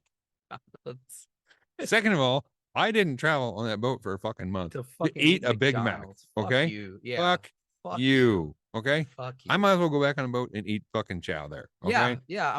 Yeah, that's so dumb. I know a lot of people who do that, man. Like in Korea, they would I kind of realize go it's out. familiar, but I don't want. I can get that No. anytime. Yeah. I want to eat something. Well, again, some people aren't adventurous. So when I got there, I ordered this thing. I didn't know what it was because I didn't speak the language. And it turned out it was broiled eel. Ooh, how was that? A little chewy, actually. So I chewy? didn't, yeah, I Yeah. didn't much care for it. I mean, I ate it, but How was the food in Dubai? oh, Dubai had also they had food from everywhere. Oh, really? Well, they Oh. were still building stuff up when I was there. Ah, yeah. So they had all these workers, and they would have this, like the little pincho stands. Mm-hmm. So they had little carts, or they'd have like had this little shed, and it said Pizza Hut on it. For the people that don't know what pinchos are, can you explain it? uh, Pinchos, there's a little cart. It's like a little push cart, and they had a fire, um, Meat on a stick. and meat on a Meat stick, and then a yeah. piece of toasted bread on the other. And we Yep. called them pinchos. And we always said they were dog, but we didn't know what meat they No, were. no. Carne de res. It's beef. It's beef. Oh, is it It's beef? cube, Okay. cube. Yeah, Cube and beef, it's yeah. always tender. You eat it off Yeah. there, and it Because they cook it. They cook it on the fire, open fire. yeah. There's a little fire on here, and Yep. it was every time it's like Yep. it was especially Pincho. That's the number one thing that I'm looking forward to going home is eating pincho. Like stopping somewhere and be like, yo, let me get 2 pinchos. yeah, Because it's like a because dollar. they're always at a bar. Yeah. They're always near. They're always near either. You walk an out of a entrance bar or and you're like, man, I'm Yeah. hungry, and he's a pinchos. Oh yeah, dude, dos. Yep. Yeah, that's the And number one thing I'm looking forward to having is pincho. so since they had all that construction, all those people there, they had food from everywhere. Yeah. So they had like the Chinese sushi. They had Damn. all sorts Okay. of food there. So I That's don't think wild. Dubai has their own cultural food because I didn't Yeah. see it. Well, it's like the United States. The United States has, everything from everybody. You know what I'm saying? Yeah, there was no. I don't know what you'd call American food because we have French fries, which are not American. Yeah. They're actually Belgian. But anyway, that's a different story. Yeah, no. Dude, that's dope that you got to see so many places. Yeah. That's dope. Well, when you got out, did you ever feel like I'm out, fuck it. Like, did you have a hard time adjusting when you got out after 20 years? Yeah. What was the hardest part? Because you got out in what year? In 08, 09? No, yeah. The last day of 2009 was my last day. I was 2009? What month? December. Bro, I had my first day gotten back from Iraq. Holy shit. First day was a civilian was 2010, January 1st. How was it? It was confusing as fuck. Yeah, because I wanted to party and there's nobody that celebrate. Yeah. And there's nobody to my family was there. Don't get me wrong. I'm just but for me it was different, man. Like when I got out, I had a girlfriend that we celebrated and stuff, but like I mean, for me it was a little different because I had Sean, right? Mm-hmm. Sean was my SWAT instructor, my SRT instructor, and he was still at Leonard Wood. Like he was in Afghanistan when I got out, and then he came back like a month later. Okay. And it was like, I had that, but like and to this day, you've seen it. Like I don't really it's really difficult to try to like talk to people. Yeah. People, you try to talk about worldly things with people and they take it as Mr. Know-it-all or they take it as malice. And it's like that was the biggest thing for me, man. Yeah, because I had a hard time just to talk. Even you talked to my family, but I couldn't talk to them about everything. Yeah, because they're not gonna get it. And I didn't want to burden them. Yeah, I didn't want to feel like I was going to burden them, so I didn't say anything. So I kept a lot of stuff inside, and I just tried to deal with it. Well, it's funny how we met, because we met at billiards. Yeah. Yeah, and it was like so easy for us to talk. Yeah.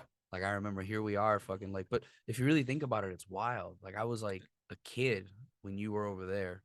But I'd actually thought about doing stand up a long time. They used to do these shows on the boat. Oh, really? They had a what they call the unofficial ship band.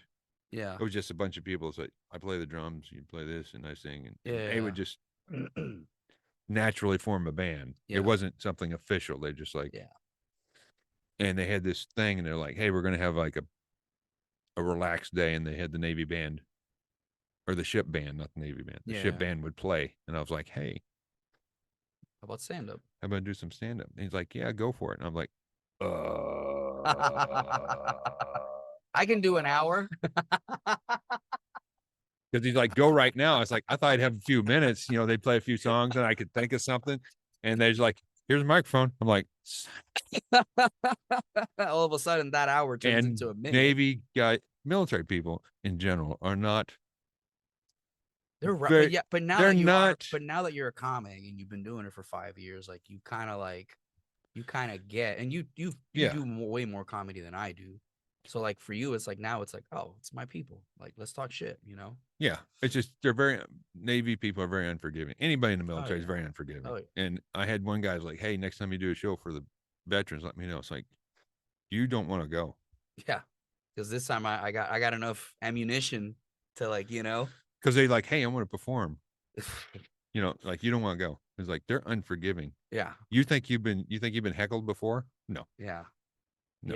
Yeah, it sucks. These guys are like Vietnam, you know, because we did that show up in you weren't there, but the St. Robert show of the American Legion.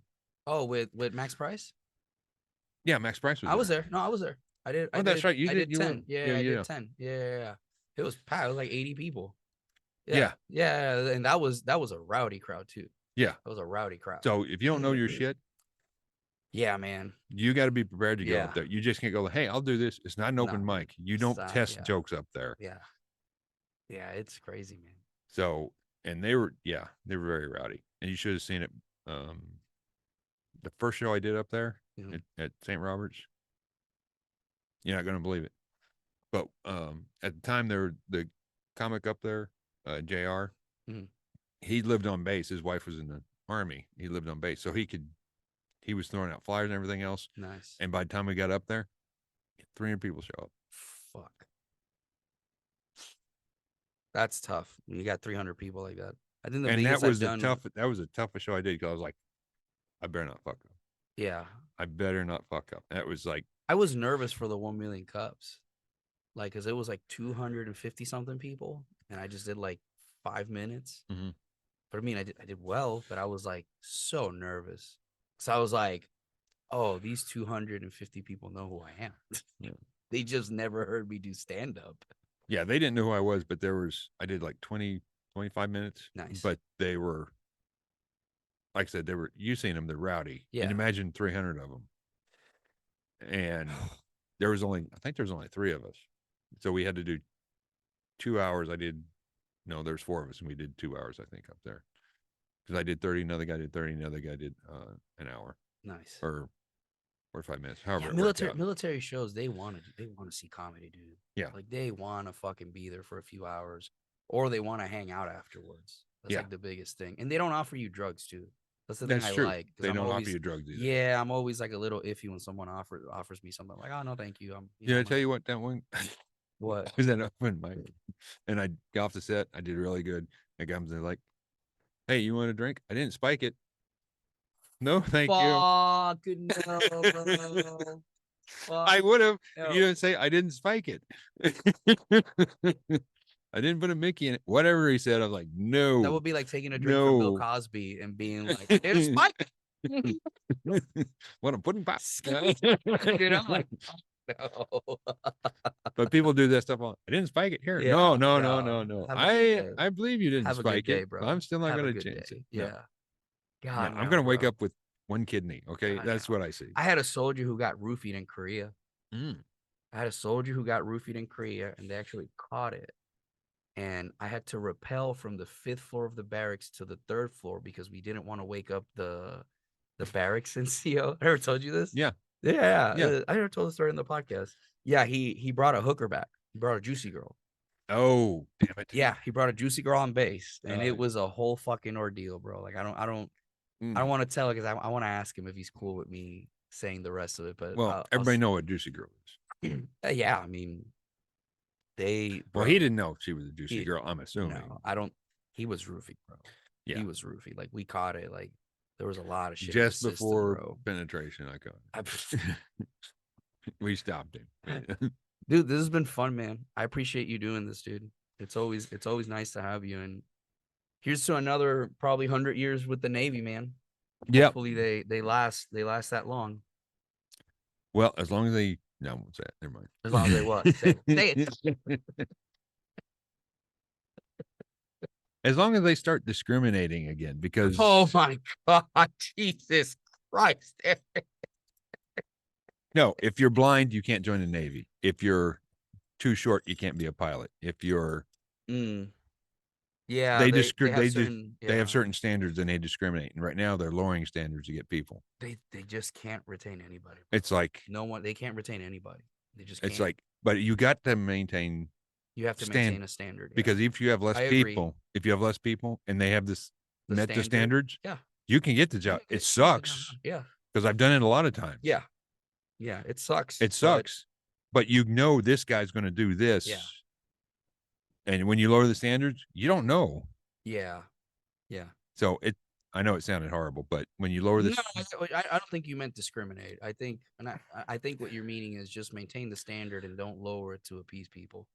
I think that's the problem that we have, and among other things, because you have to understand also we were at war for a very long time. Yeah, for weapons of mass destruction. Yeah, apparently they hid really well. Yeah, bro, they're in Syria. Best. We should go there next, see if they're there. That Israel might be there. They might have oil. I mean, weapons of mass destruction. That's true. Brother, thank you for doing this, man. I appreciate you, dude. Not a problem. And everybody listening, you know who the fuck it is. Just go ahead and follow us on YouTube, subscribe. We're trying to get to that 1,000 mark. Yes. And shout out to the Navy, man. Hopefully you guys, get to doing bigger, better things and get back to what we need, which I have no idea what it is. Oh, it's peace through power. Peace through power.